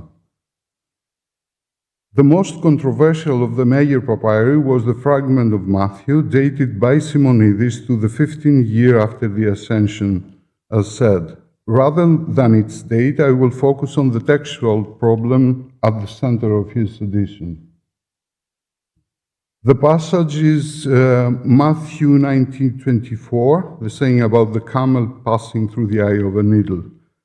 Simonidis proposed that the correct reading was not camelos, the animal, but kalos, a rope or a cable. Here you can see the fragment of the papyrus. And you can see a comparison with another one of the same century. Well, after presenting various papyri and manuscripts, even modern Greek tradition as evidence, you can see η δακάλων να περάσει από την τρύπα της σακοράφας, πλην του πολυλογά το στόμα δεν ήκουσα ποτέ να πάυσει. He presents his argument constructed within the intellectual resources available to him, and it is important to treat it as such. He argued that kalos was an old and common nautical word. The forms kamilos and kamilos with iota were easily confused through iotacism. Semitic languages already allowed ambiguity between camel and rope. Inscriptions used kamilos with the meaning of rope, and that the oldest manuscripts of Matthew supported kalos with omega. The wider tradition explains, as you can see, of the Semitic languages, why such instability arose.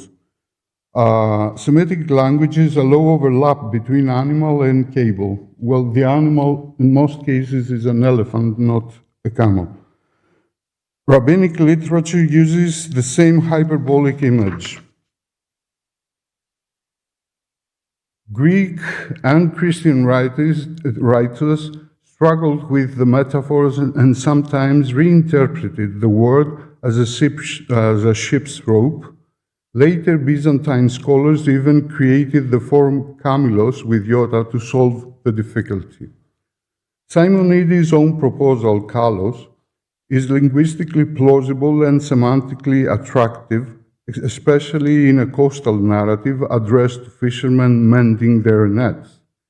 Yet it is unattested in the manuscript tradition, and his visual evidence is almost certainly fabricated. The real conclusion is not which word is correct, but why the tradition became unstable. Phonological proximity, semantic discomfort, and repeated attempts to rationalize a deliberately exaggerated metaphor.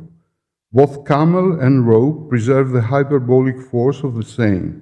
The problem lies not in correcting the text, but in understanding how linguistic ambiguity and exegetical pressure shaped its transmission.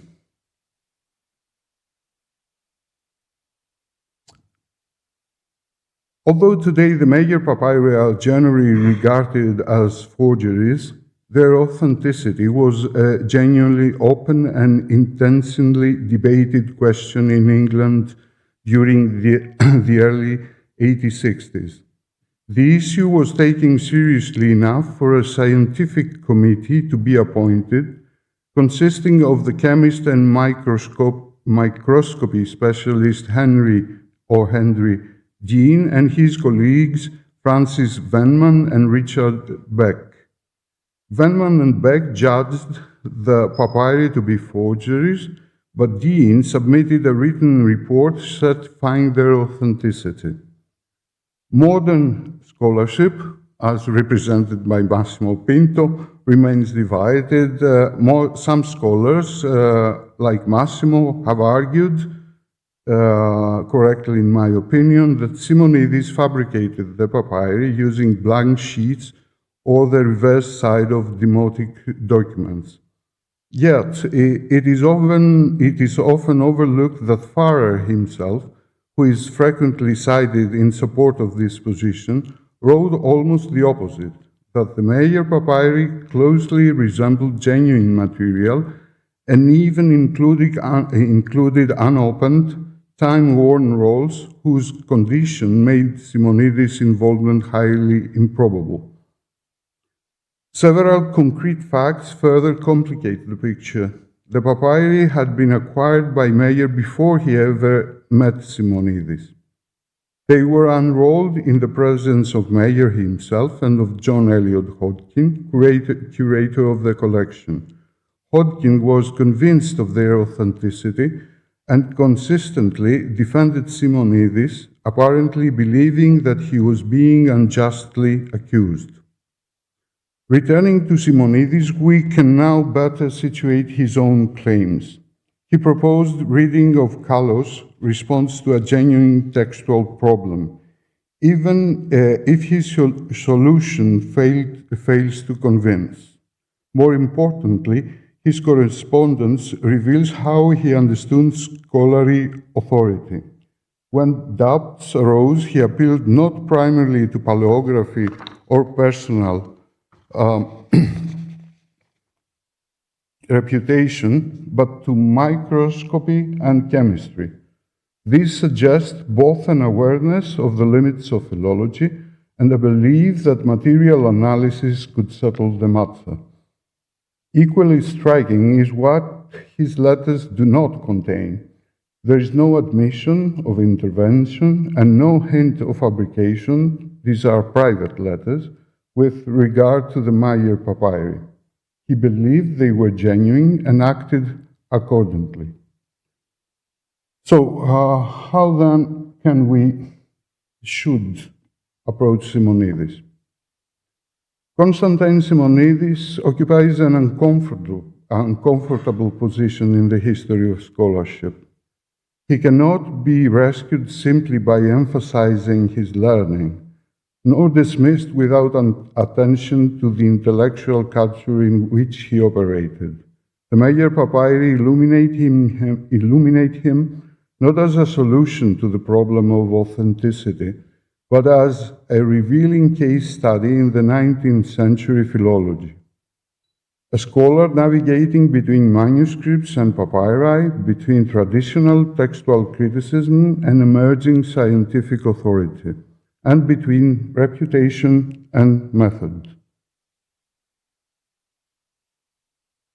Riccardo Nobili once observed that the faker must be studied within his proper surroundings, alongside imitators, middlemen, and collectors, within a culture that creates both temptation and demand. Imitator, forger, or fraud. Simonidis was at times all of these and more.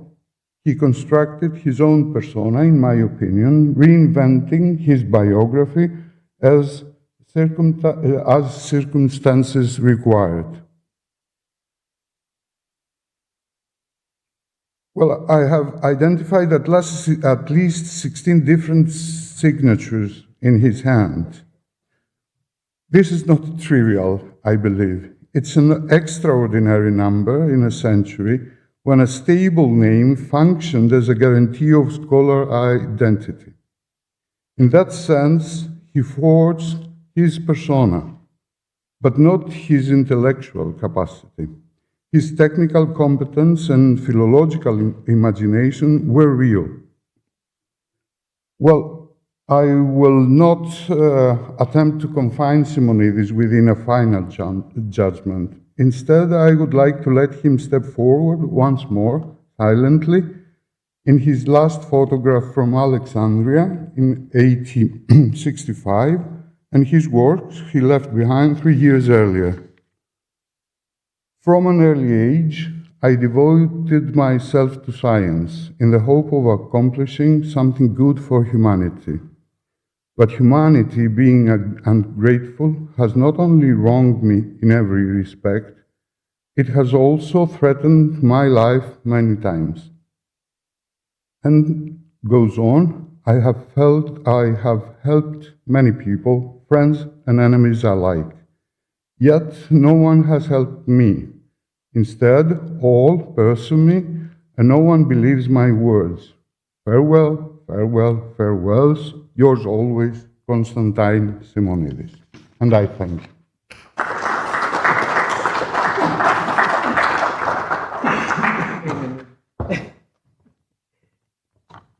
Thank you, Professor Bousset, for this very eloquent way of looking at Simonidis and the papyri.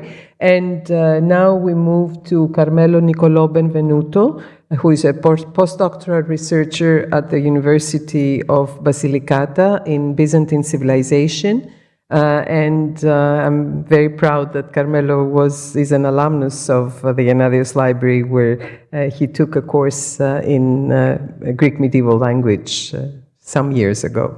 So among his most recent publications are 2 monographs, Il Metodo Simonidis, the one that we will be discussing later, that was published in Bari in 2024, and the critical edition on Nicola of Methone. And his topic, the topic of his presentation, is a case study in true-false philology. Carmelo.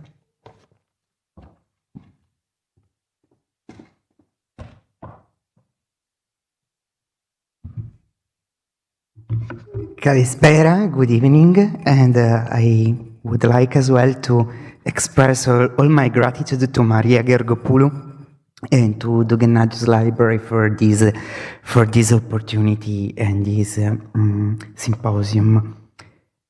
In the context of a symposium devoted to the role of the true-false in the history of philology and textual transmission, I just would like to present here probably an emblematic case study which could illustrate why the activity of Konstantinos Simonides cannot be dismissed within a rigidly, let's say so, Manichaean framework. Since his activity and his figure itself somehow resist any simple opposition between authenticity and forgery. On the contrary, Simonidis' particular skill often lies precisely in his deliberate interweaving of genuine and spurious, of accurate transmission and conscious manipulation of texts.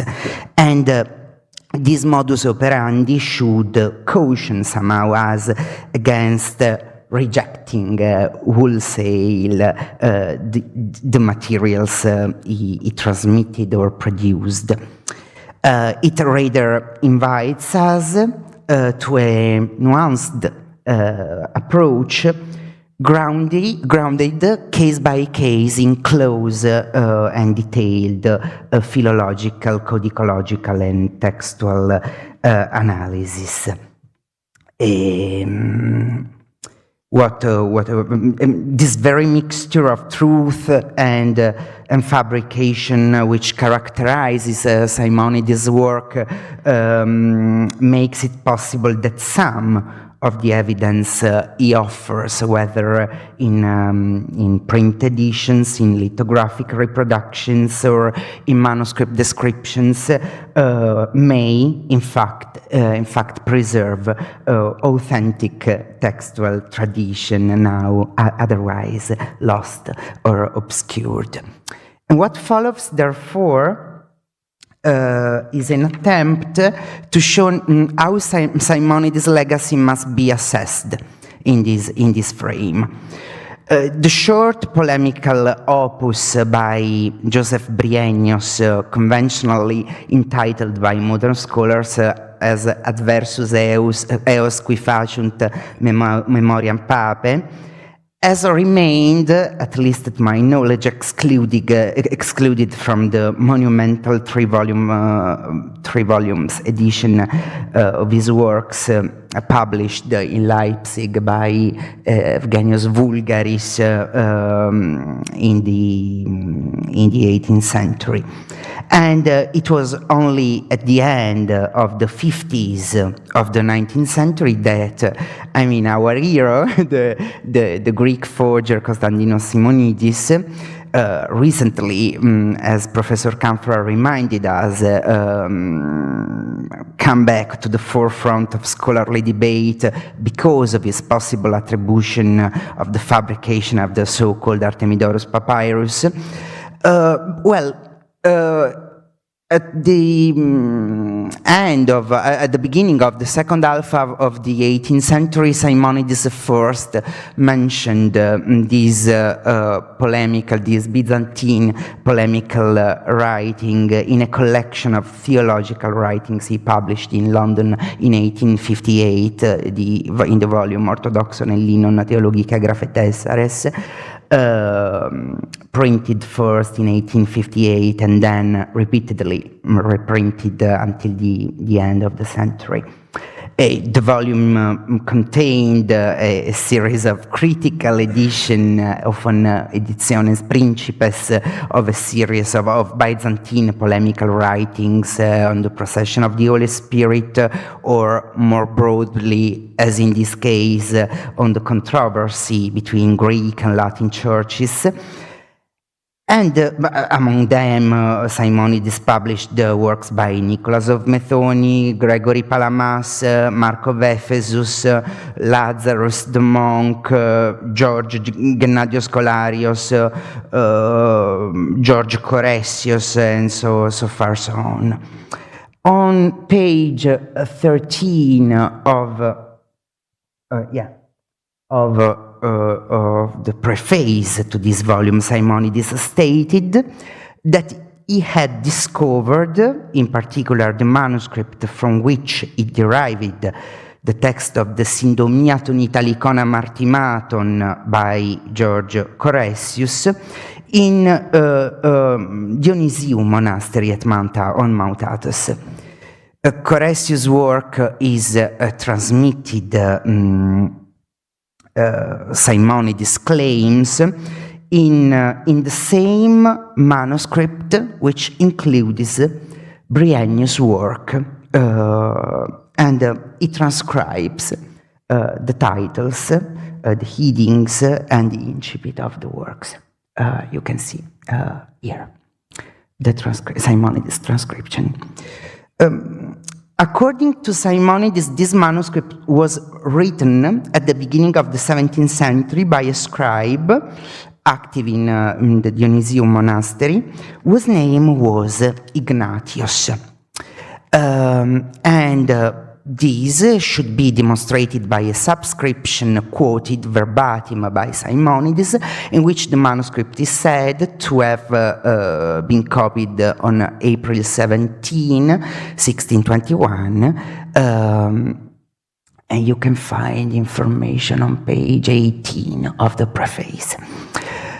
Less than a decade later, in a lithographed work entitled Simiga, plausibly produced in the 60s and that you can find in the exhibition that Irini Solomonides has arranged for us, Simonides also provided a lithographic reproduction of an entire folio containing an excerpt from this, let's say, obscure and in any case not published work by Joseph Bryennius.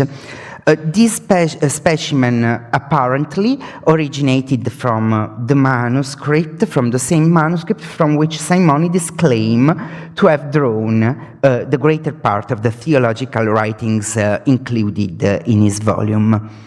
The same codex from which the sheets transmitting Coressius' Sindomia were likewise taken.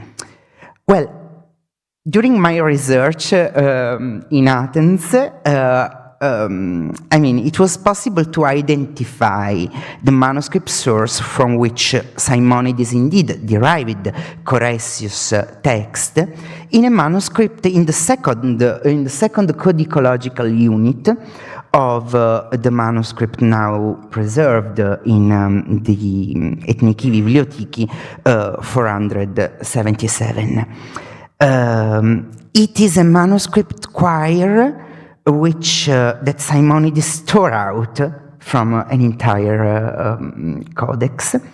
And in the lower margin, I'm so sorry, it is not so readable in the chart, but in the lower margin of the first folio, there is an orthograph dedication with Simonides' signatures, in which it is clarified that this choir was sent to the library as a gift by Simonides himself through the mediation of the journalist Philemon of the ultra-conservative periodical Ion, which Massimo Pinto has quoted some minutes before. The verso of folio 18 bears an ownership note by a later hand to paron vivion parci ctima tu Kyr Dionysiou, and the same folio also displays a note in vermilion ink in the margin with an alphanumeric character which clearly refers to the choir numbering in the manuscript to which the leaves originally belonged. The end is indeed a late one, most probably of the 17th century, and for the overall appearance it may be possible to compare it with a manuscript copied, preserved in Paris, Institut Français des Études Byzantines II, which likewise contains other works by Coressius himself. In any case, a terminus postquem or in quo is provided by the biographical terminus, the biographical limits of Coressius' life. So we are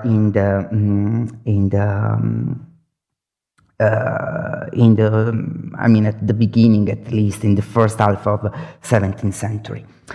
But it will be difficult to avoid attempting to associate the leaves with in our possess with the figure and activity of an Ignatius of Chios, one of the most prolific scribes active at Moni Dionisiou precisely in the first half of the 17th century.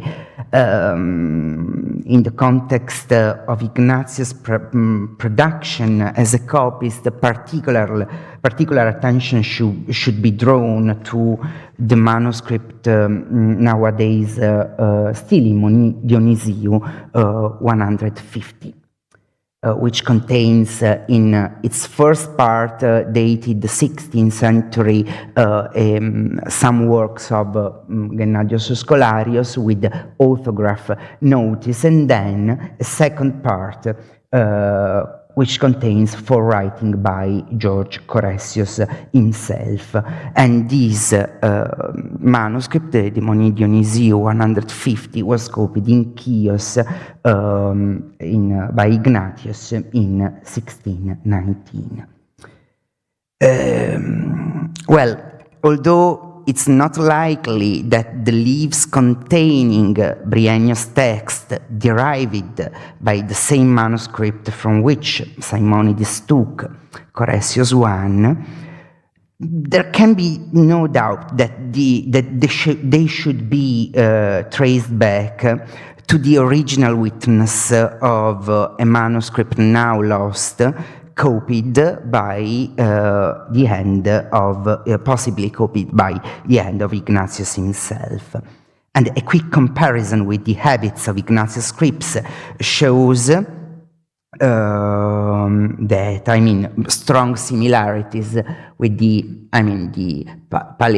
graphic attitude of the specimen, the lithographic specimen of Simonidis, and those of the scribe of the sheets preserved in the manuscript in Ethniki Bibliotheki. So that's a quick comparison. Well, the only recent edition of Bryennios' Opusculum, published in 1984 by the Cypriot scholar Ioannidis, has indeed established the text of this work, of this polemical work, on the basis of a single 16th century manuscript, nowadays preserved in Vatican City, Archivio di San Pietro, C. 154, 16th century. Yet, the text of this manuscript show striking discrepancies when compared with the one legible in Simonidis' specimen in the Simica. Since the Vatican manuscripts lacks an entire series of short pericopes of syllogisms, which are instead attested in Simonidis' Apographon. However, the evidence provided by a further 16th century manuscript, Bucharest, Greek 262, is very helpful in this respect, since this manuscript in fact gives a more extensive text than the one provided by the Vatican one, and on this basis by the edition. And this is, displays exact correspondences with Simonidis' lithographic specimen. And our access to the Bucharest manuscript could indeed allow us to understand that the two textual portions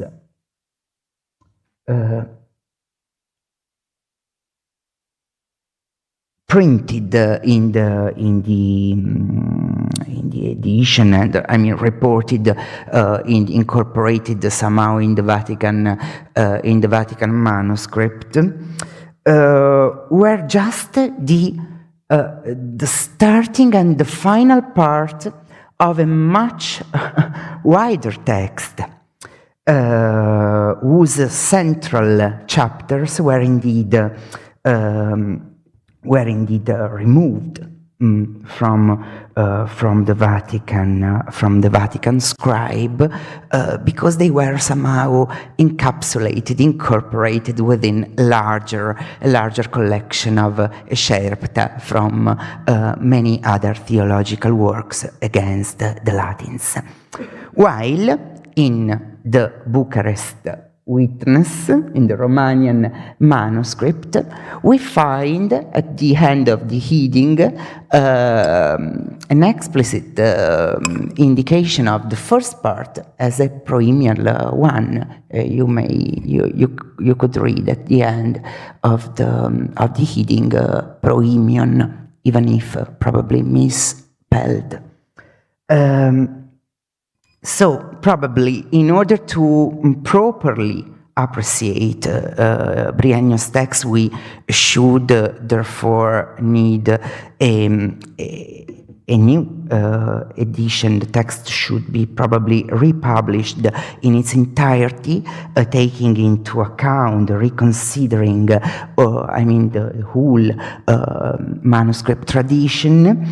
From an editorial standpoint, first and foremost in the light of the witness of the Romanian manuscript, and since probably sometimes even forgers tell the truth, Simonidis' apocryphon of the possibly lost Ignatian manuscript may well have full right of inclusion in a critical apparatus of a future edition. Thank you.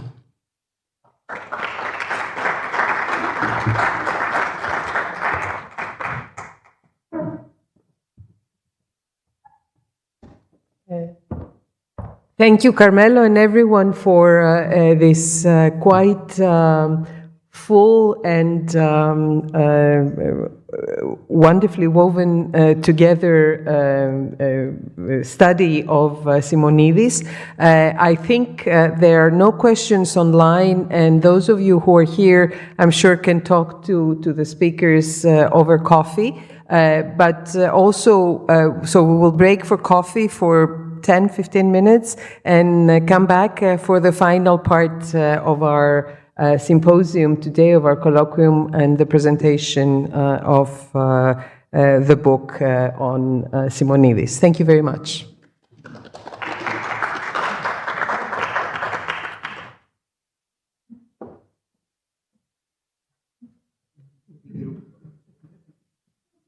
Thank you.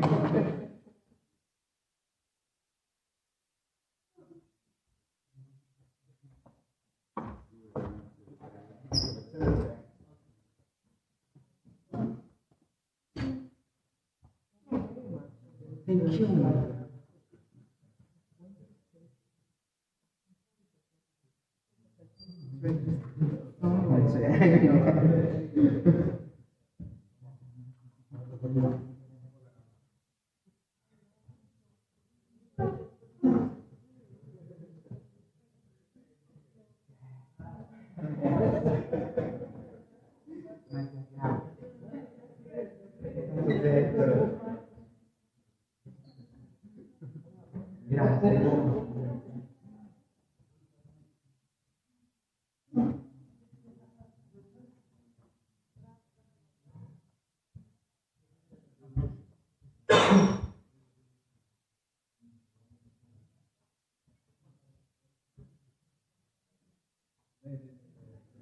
you.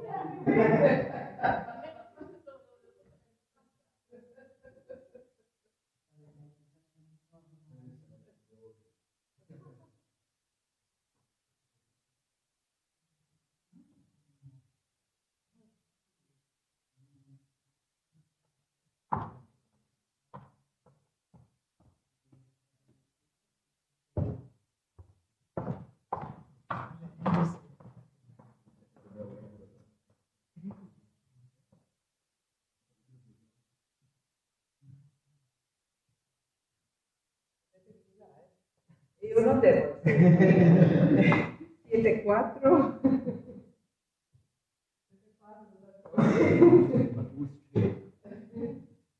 I don't know which chair. Yes, I don't know.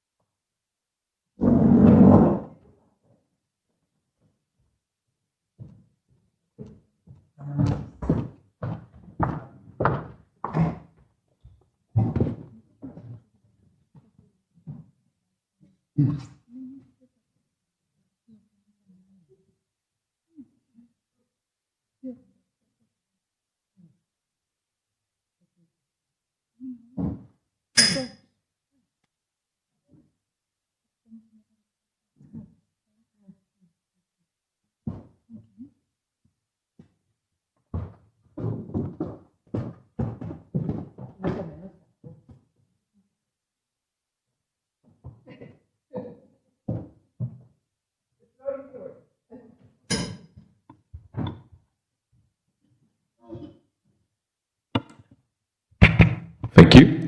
Okay. Let's move to the second part of this conference, and we will deal with the book by Carmelo Nicolò Benvenuto, whose title is Il metodo Simonidis. The book has a subtitle Filologia del falso-vero e nostalgia di Bisanzio. Philology of True False and Nostalgia of Byzantium. And the book has been published in 2024 in Bari, Italy.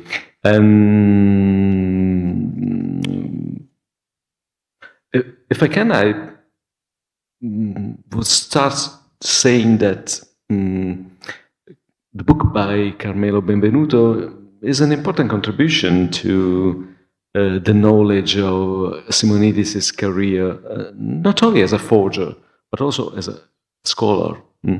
This is the valuable contribution of the book. And the new perspective, I should say, in the study of Konstantinos Simonides. The different chapters explore, one might say, the progressive transformation of Simonidis into a scholar who, however, never completely gave up the temptation of forgery, of forging. The research by Carmelo Benvenuto is also useful because allow us to understand in a deeper way the real motivation, the reason behind behind Simonidis' activity. One may question whether the need or the desire of profit was the real motivation of Simonidis, or if Simonidis' story can be read in a different way, as a kind of story of emancipation, personal emancipation, a cultural emancipation from a world perceived as more retarded, behind the times, towards a socially and culturally stronger world, the one of the great European imperial powers, Germany, France, England.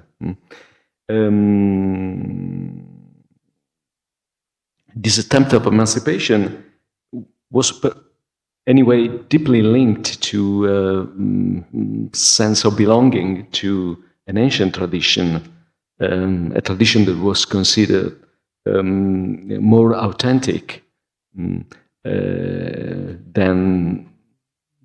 the German science, we might say, the way in which the German science tried to revive the antiquity. And there was also, I think, a strong nationalistic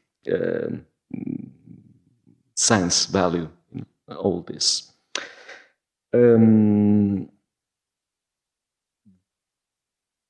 There are several aspects of interest in the book, and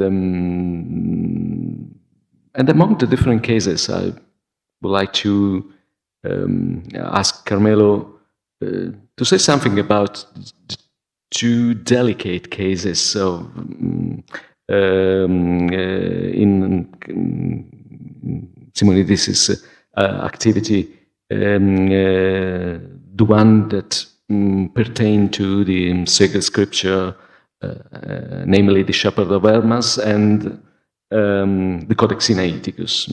How does the Filologia of Simonidis work in these cases, in these two cases? Yeah, thank you very much. Does it work? Okay. Thank you very much to Professor Pinto for these remarks and questions. And yeah, indeed, in the overall frame of this book, I have tried to show how this art of the true false is somehow shifted by Simonides in a certain phase of his career, namely from the second half of the 50s onwards, from the mere fabrication of a false text, an entirely forged and entirely false text, to a philological context. So Simonides becomes somehow, step by step, as also Stamatis showed us, a faker. So a producer not just of a fake, but a producer of a fake philological contexts, fake histories of textual transmission. And this is probably the case of the Shepherd of Hermas. I mean, Simonides was arrested in Leipzig in 1856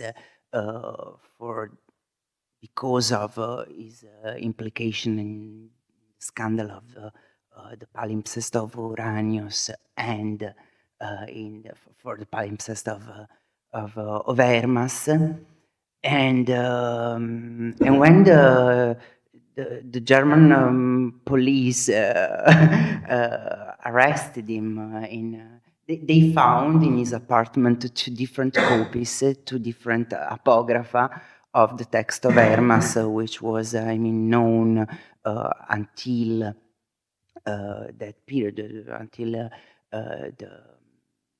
Simonides' time, only through the witness of some fragments and Latin translations, and so first make available in its entirety by this Greek text provided by this mysterious and fascinating Greek forger to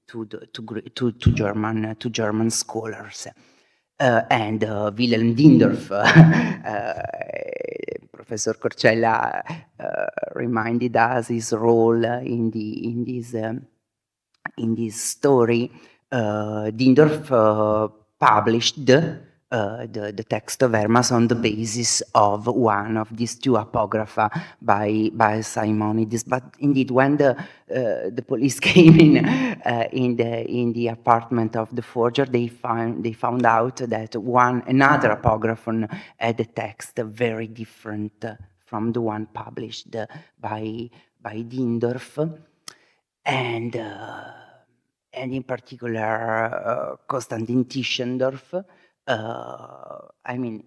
Was he had no doubt in attacking both Dindorf's edition and Simonidis, let's say, ecdotic work on this apocalyptic text, saying that one of the two apocrypha was indeed the transcription, a faithful transcription of a possible, an actual, a real antigraph, which was later discovered by Spiridon Lambros at the end of the 19th century, while the other, and in any case, even this text was somehow to be considered inferior somehow. I don't know, a retro translation from a Latin translation in Greek. While the other, so the one on which was based the Editio Princeps, was heavily interpolated and manipulated by Simonides himself. And so this is but in Memnon, which is the same review, let's say, the journal fabricated by Simonides himself, in which he will also provide critical, let's say, so editions of Byzantine texts. He, at a certain point, he provided a very complicated, let's say so, very comparisons on parallel columns of different versions of the text of Hermas, fabricating within the edition the text of a presumed, purported, a very ancient papyrus of the text, confirming the textual intervention present in the second apocryphon, and somehow in a certain way is incorporated within the edition, so defending the edition. And they are non-existing papyrus. They are non-existing papyrus, no, of course. Yeah, the text of a non-existing papyrus of very ancient age, confirming on the basis also with the help also of the indirect tradition, origin, and so on, confirming some of the variants accepted in the text of Dindorf.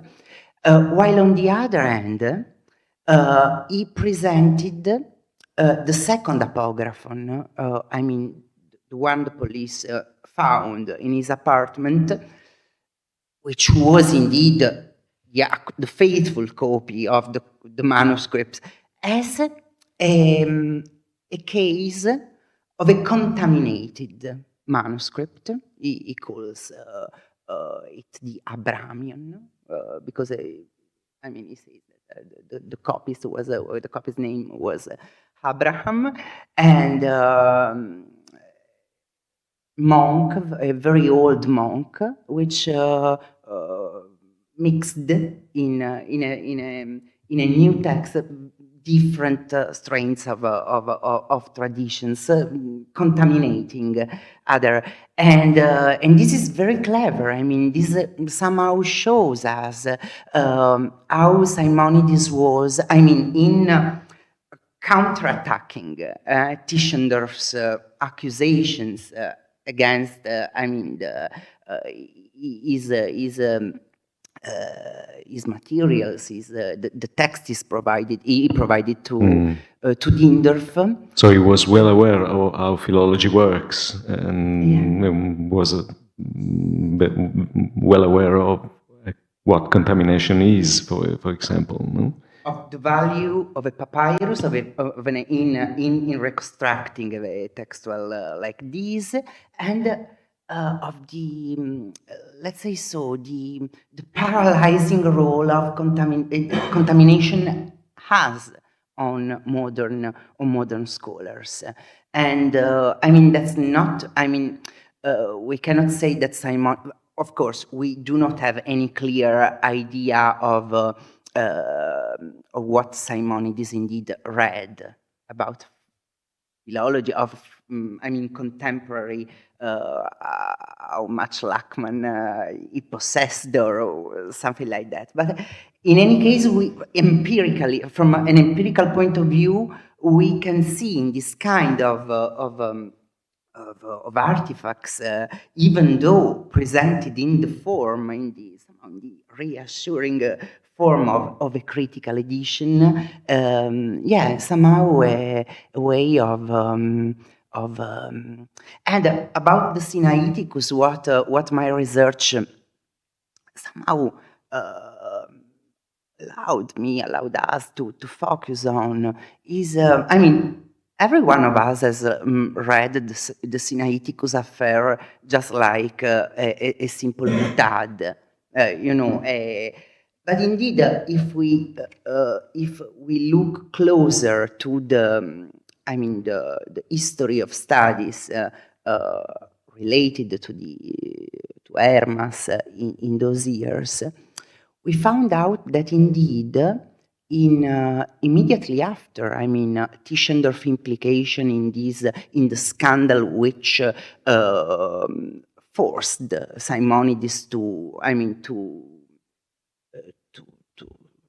escape from Germany to go in England and so on, and the scandal which, in any case,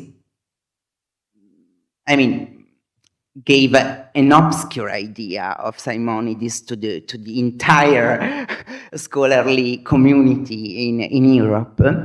But indeed,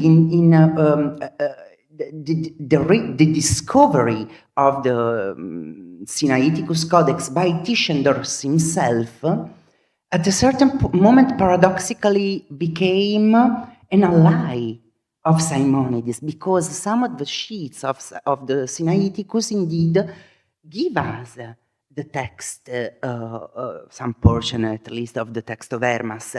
And so it was so striking to find that, the most ancient manuscript of the Bible, which was, in those years, step by step, made available to the from a purely textual point of view, was just confirming what Simonides said on the text of Hermas. So, it's not just like a joke I made. The Sinaiticus Codex is my own, because probably Simonidis could have just told the Codex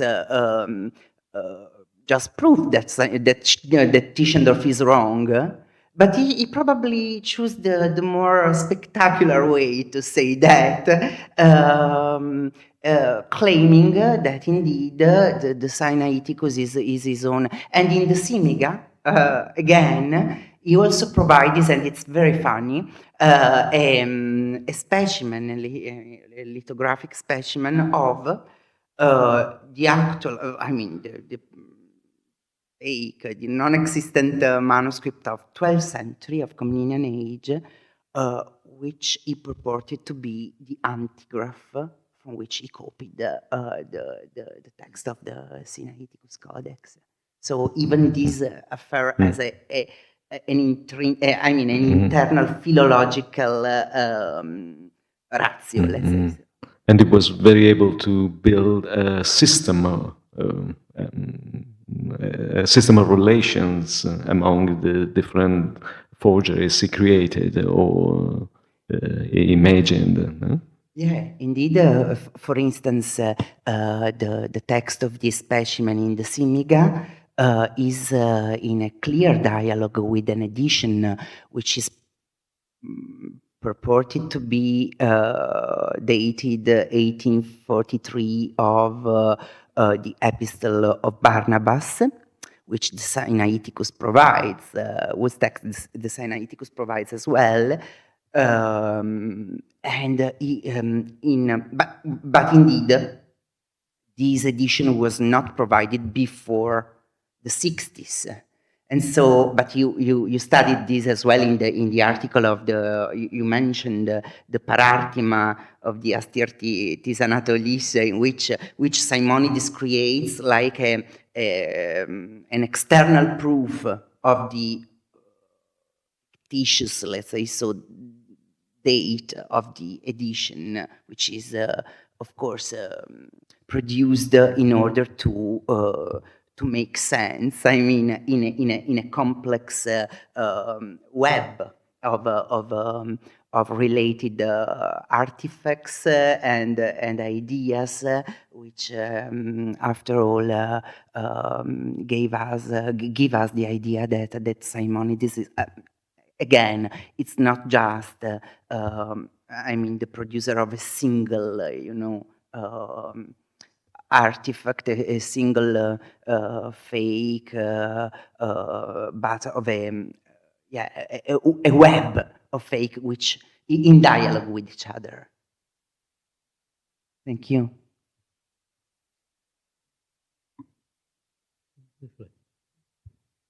Well, you already anticipated something I wanted to point and ask, but I'll go on these points. One of the most interesting features of your book is the way you show how Simonides plays with philology at more than one level, and here lies the problem of the strange relationship between true and false. Luciano Canfora, in his introductory speech, said something about the strange fascinations of philologists with fakes. There are many reasons for this. Philologists usually dive into errors in order to establish the truth or a truth, so they usually are between evil and good. But apart from that, any critical edition is a fake in a sense, because only the concrete witnesses of a text are in principle authentic. And the attempt at reconstructing a true text that is not physically attested is a critical operation that involves many risks. So this is not to say with some new philologists that we should not try, but we should always be conscious of the hypothetical nature of our efforts. Hypothetical doesn't mean fantastical, it means critical. But that is why I think the appeal or the diabolical temptation of a more positive basis for a text is great in our field, in our job. The same Lachmann tried to make the archetype, the archetypon visible, to describe it as a concrete, miserable artifact. And Esti Panaro said that this was one of the reasons for the success of this method. That's why finding or fabricating maybe real objects that restitute a better text seems to give more stability and reality to our work. Archetypes or archetypa are, however, by definition, tainted by errors. New manuscripts, palimpsests, papyri may also give us a better text, a text closer to the original truth. In fact, when we find in a papyrus, for example, a text that corresponds to a conjecture, we are happy, especially if the conjecture had been made by ourselves. But in fact, as many said, Bertrand de Mertanger said, it is the conjecture, in a sense, that confirms the reading of the papyrus, inasmuch it shows that the text of the papyrus is exactly what ratio et res ipsa demand.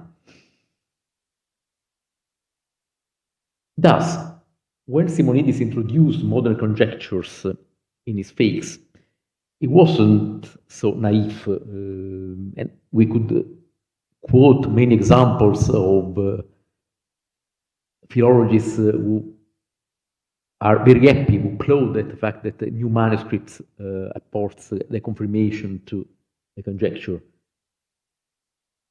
1831, Julius Sillig, in his edition of the Appendix Virgiliana, writes, Laudandum est insigne il geni acumen, quo proportio scribendum esse potum divinabit, quam lectionem egregie confirmat Gudianus Prestantissimus. That means Ilgen was a very ingenious man, and his conjecture has been confirmed by new manuscripts.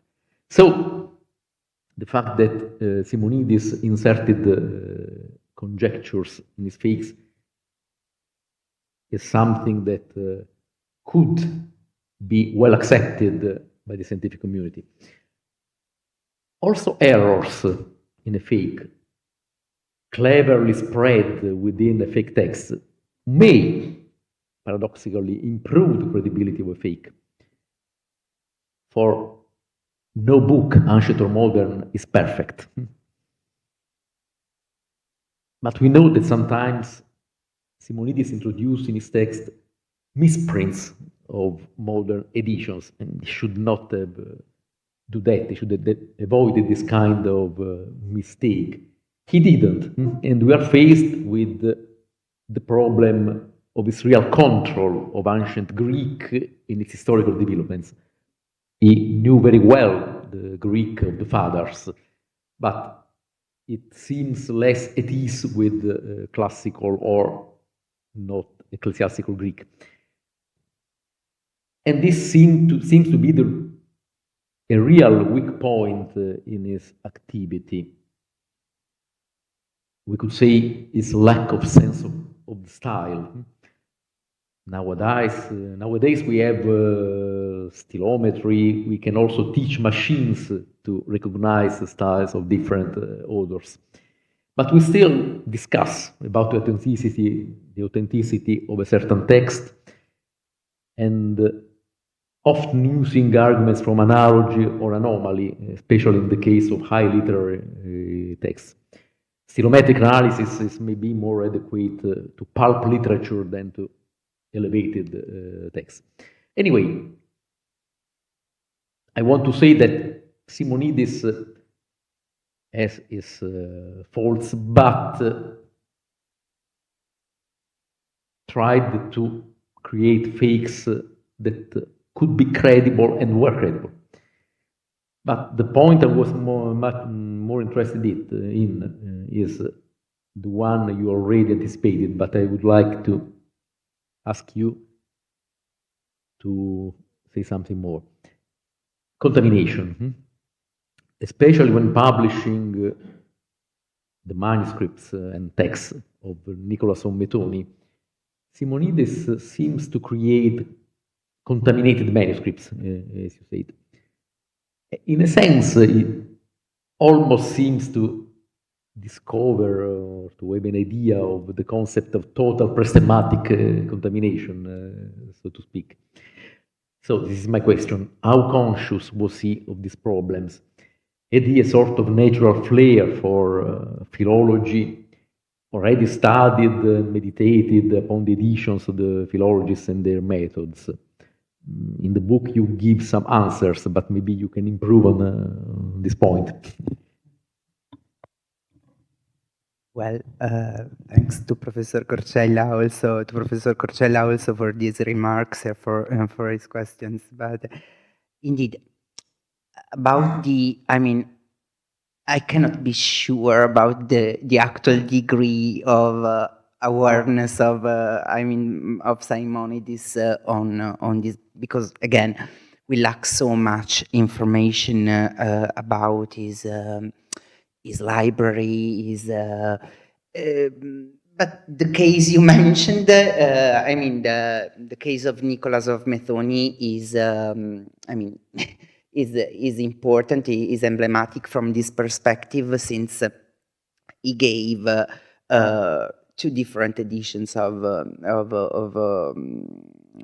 polemical texts by Nicola of Methone, a theologian of the mid 12th century, who was somehow a prosecutor of the Phocian line of hostility, let's say so, towards the Latin Church in a very rigid and conservative approach. And what we say in Simonidis' approach towards Nicola's corpus is a very different. I mean, we have different cases. From one hand, there are the so-called syllogisms or refutationes theologicae, Doctrine Latinorum, which I also published in a volume, in a new critical edition in Potenza last year. And when I dealt with this text, I somehow felt compelled to face Simonidis' edition and Simonidis' work on this text, because indeed the manuscript tradition is much wider from the one he actually used. And that's okay. That's normal with an edition of the 19th century. But indeed, during my research on this text, I found that I realized that it circulated in two very different versions. There are manuscripts which preserve a versio longa made by around 60 chapters, while there are others which gave us the text of a versio brevis made of 30 syllogy, and the two branches of the tradition are also have also distinctive textual not error but variants which are specifically linked to the branches. And so what happens in Simonidis' edition of Nicola of Methone syllogisms is that he mixes variants which comes from the versio longa and others coming from the versio brevis, but saying that is faithfully reproducing the text of a apparently non-existent manuscript he found on Mount Athos again. Well, okay, someone could say, okay, that's just an editorial practice common in 19th century scholarship, emendatio ope codicum, emendatio ope ingenii. But indeed, if you come to look closer to the critical apparatus of Simonidis' edition of Nicola of Methone, we find that in the exact point in which he is printing a variant he says to find in the non-existent manuscript of Mount Athos, he needs at the same time to distort the variants transmitted by the manuscript tradition ad locum. So, I mean, even the critical apparatus becomes somehow a distorting lens to which, through which it is possible to fabricate a true false. And this is very deceiving because, I mean, in my opinion, it assumes somehow a kind of, I don't know how to say, a probably parodical flavor in imitating not only the method, but also the tools, the gestures of German and of modern philology in the context of a polemic with the Tischendorf, with the great scholars of 19th century Germany, and that's interesting because somehow this edition of Byzantine texts are provided by Simonides within the context of his defense of his activity on Hermas. So it's probably not a case that we find this very contaminated manuscript of Nicola of Methone within Memnon, whereas on another hand, presenting the evidence of a contaminated manuscript defending or trying to defend his work and his materials of Hermas. And that's amazing because, for instance, another text of Nicola of Methone, the so-called Versus Latinos de Spiritu Sancto, probably the main writing in the corpus by Nicolas on the Holy Spirit, whose edition, again, Princeps and only Simonidis one, provided in the volume in the Orthodoxon Hellinon Theologicae Graphe Tessares in 1858, we have the manuscript. And it's part of the same, it's the first codicological unit of the manuscript I've shown you before, the Ethniki Bibliotheki 477, which is without any doubt a 14th century or 15th probably century manuscript, which is replicated very faithfully in the edition of provided by Simonides in 1858.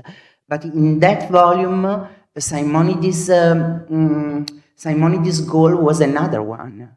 In that volume, Simonides wanted to prove as a very good scholar, because at the end of that volume, he tried to provide the so-called Hermas-Schluss, the final part of Hermas, which was indeed a forgery. And so, this so faithful and accurate critical edition is probably somehow linked to his need to give the false to provide the real fake in another part of the volume. So it's very tricky.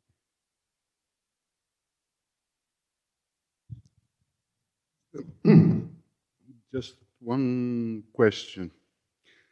You said before that the palimpsest of Sinai was... okay. What... I think you've given the answer, but I want you to elaborate on that. When Gorgias in the Hellen encomium finishes the work, he says, "This was the encomium of Hellen, but this is my joke." So, do you think that Simonidis plays the same joke with the European philology?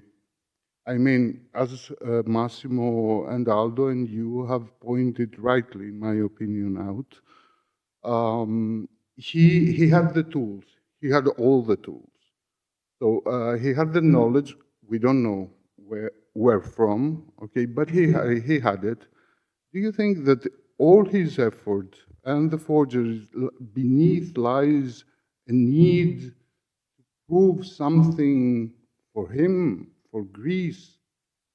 Because he had no need to admit that he had forged the palimpsest. Thank you also to Professor Busses. I am very grateful for this because indeed, yeah, I believe so. I mean, the example you give us of Gorgias is I mean, suits very well the context. Since I mean, I during my PhD program, everyone was always asking me, but why does Simonides, I mean, it is just a fraud, or it is just the need to sell. Well, I really believe that's not the case. And the page of Memnon against Tischendorf that Professor Corcella showed us before clearly shows us how it is somehow inextricable. I don't know if it is a right word in English, but it is impossible to disentangle in Simonides' activity these different levels of opposition, let's say this way, to Western great states, Germany, England, and so on. And there is within this also a political level, which is accompanied, followed somehow by a confessional, a religious one, and this philological one. But I really believe, and it's probably, I mean, it is just a, you know, an idea. I do not have any proof to say, but I also have the impression that it's not just a case that in fighting this war against Tischendorf, against German and Western philology, he chose to employ some anti-Latin Byzantine polemical literature. I mean, that's from my point of view, in my opinion, it's a very, in a way, a very sophisticated operation, and that you see that that these level are, I mean, they go together. And also, I mean, we still do not have that much pieces of information, of evidence about his actual involvement in the political and in I mean, it still is. I mean, Simonides still represents an intangible somehow figure. We cannot. So, for instance, from the religious point of view, okay, we have some hints. We know something about his. I mean. Procopius, Dendrinos, Venedictus, and so on. This Russian, you know, milieu, this Russian. But still, we do not have any clear idea of what was his real, let's say, his activity in the political context. What I also tried from this perspective to show in the volume is it is probably not casual that one of the key figure, the key theologians he published in the 1858 volume is the Sindomiaton Italicona Martimaton by George Coressius, Georgos Coressius, who was a figure central in the imperial revendication by Demetrius Rodokanakis. Massimo Pinto had already shown that as Ioannis Gennadios suggested, there was a link between the two. link which they tried to maintain obscure throughout their activity. But I mean, there is, I mean, this kind of of link between the activity of Simonides and Rhodokanakis, and I don't want to say that they indeed they actually thought about rebuilding Byzantine Empire in the London of the 60s of the 19th century, but still. Probably in all this operation they built in England, there was somehow an attempt to give to the Western society, to the Western learned world, with the techniques of soft power, some of the contents of the ultra-conservative party pretending, and this is probably a fake, but it's so much complex. I mean, it's not an answer. It's just materials for further research under the redingot, under the dress of the megalidea, which was perfectly acceptable in that context. So that's my. I don't know if I have answered your question, but thank you very much. Do you think is there any completely serious philological work among Simonidis' production? What about Konstantinos Acropolitis? Yeah, there are many indeed. The most striking one, in my view, is certainly the Adversus Latinos de Spiritu Sancto. And I believe that all the Byzantine texts provided in that volume are, with a few exceptions, reliable, not perfect, but reliable critical editions, and that's why, I mean, the true-false one, it's more and more suspect, because if you see the critical apparatus of these editions and you look at manuscripts, you find exactly what the manuscripts have. So that's why I believe that in the other case it cannot be just fate. It's not just mistakes. It's something more conscious. Also, yeah,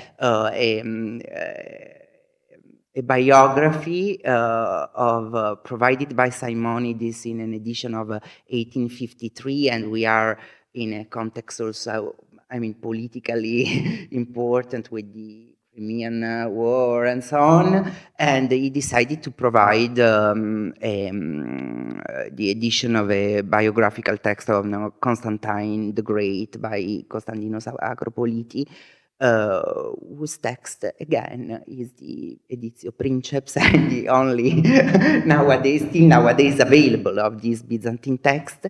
And also in that case, I found, I mean, I realized that the manuscript he used many, but one of the most important was one preserved in Yale Beinecke Library, and I mentioned this in the volume. So from this point of view, probably it's not casual that he chose this kind of figures. I mean, Constantine the Great, in a context in which, I mean, this kind of texts are without any doubt linked with the patriotic Greek movement, which is no more, without any doubt, those of Philhellenes, but is step by step turning to Byzantine heritage, like a yeah. Thank you. Maybe we may conclude that Simonidis had all the skills to become a regular and boring philologist. But luckily, he chose to be a much more interesting character.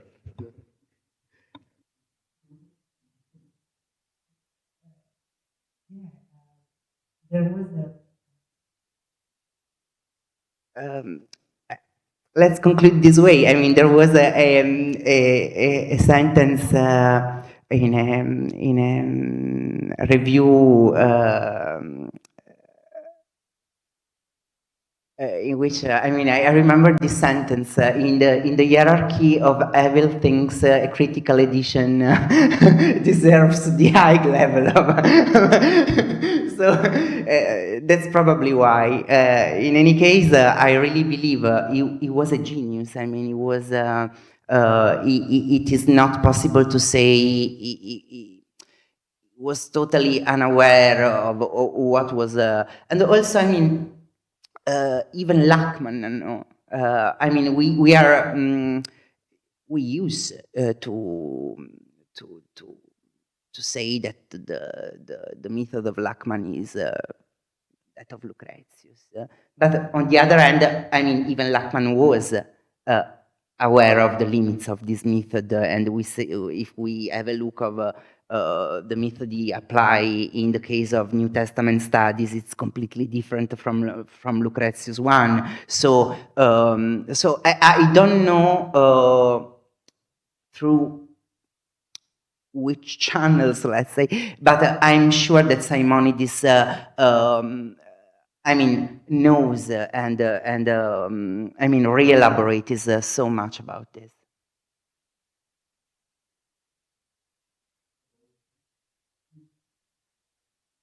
Oh, but well, in the lithographic... Case one study, and also the portrait of Nicolaus. Indeed, I don't want to say something wrong, but indeed, at first sight, if you look at the portrait of Nicola of Methone, lithography given at the beginning in the initial folios of the printed editions, it is similar to some of the images you find on the verso of the Artemisia. So okay. But artistically, I think he was really an artist. So I want to add to Aldo's, he could be a philologist and an artist, but he decided not to. Since, as you said before, he invented himself so many times in so many, and it is difficult to catch him, to to fix him. His correspondence, there is 14 folios containing the archives of the island of Cassos. What did he wanted to do with that? Why did he steal it? I don't know. He was a collector of knowledge from every, but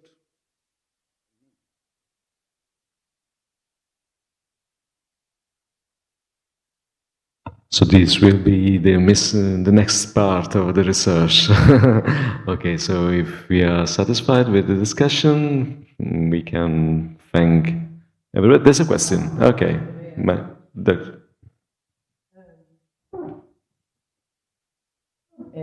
I wonder, since you said something about collectors, I wonder if there's a type, as there's a type of collector, if there's a type of a forger. And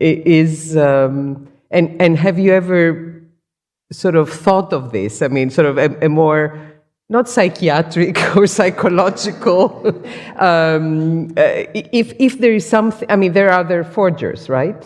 I don't know, maybe not in philology, although I assume there are many. Is there anything that could tell you more about Simonidis, if you look at it from this perspective?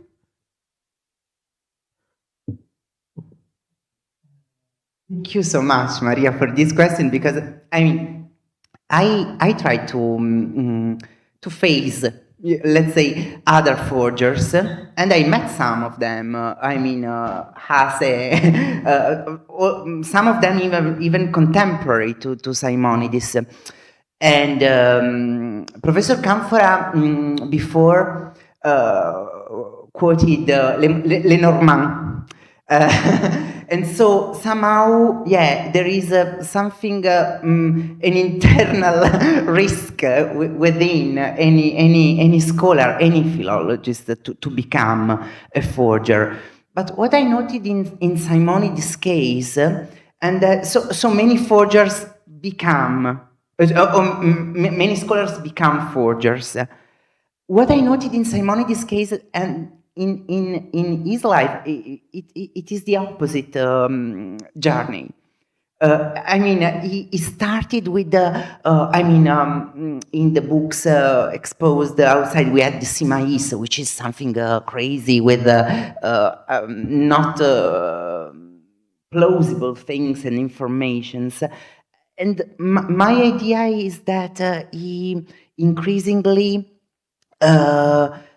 getting in touch with the world of scholarship, somehow,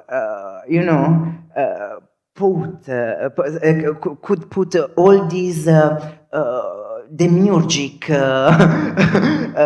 fecundity, fertility within this box, which is scholarship. But from what I believe he shares with other forgers is the tendency to steal manuscripts. In other cases, even very recent, we see that forgers are also forger of manuscripts. Also, very often steal manuscripts. But the most striking analogy I find in nowadays context is the way in which Simonides creates false information and fakes with that implied by artificial intelligence in filling the gap of what it doesn't know. It doesn't know. When I read Nobeli's work about the categories of the forger, so the faker, the imitator, the forger, the copier, and Simonidis has all the qualities.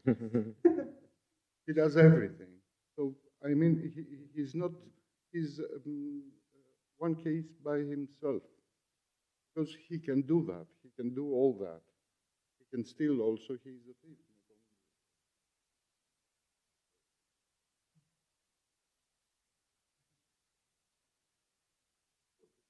Sinaiticus is extraordinary. For forgers often have the temptation of the imp of the perverse. They want to say, yes, I forged something. But in the case of Simonides, he said this for something that was not a forge, or at least according to the communist opinion, not a forge. So it goes further.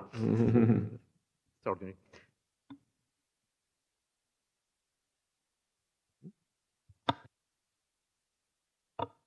We can actually conclude our discussion. Thank you very much for being here. Thank you for your attention, and thank you again.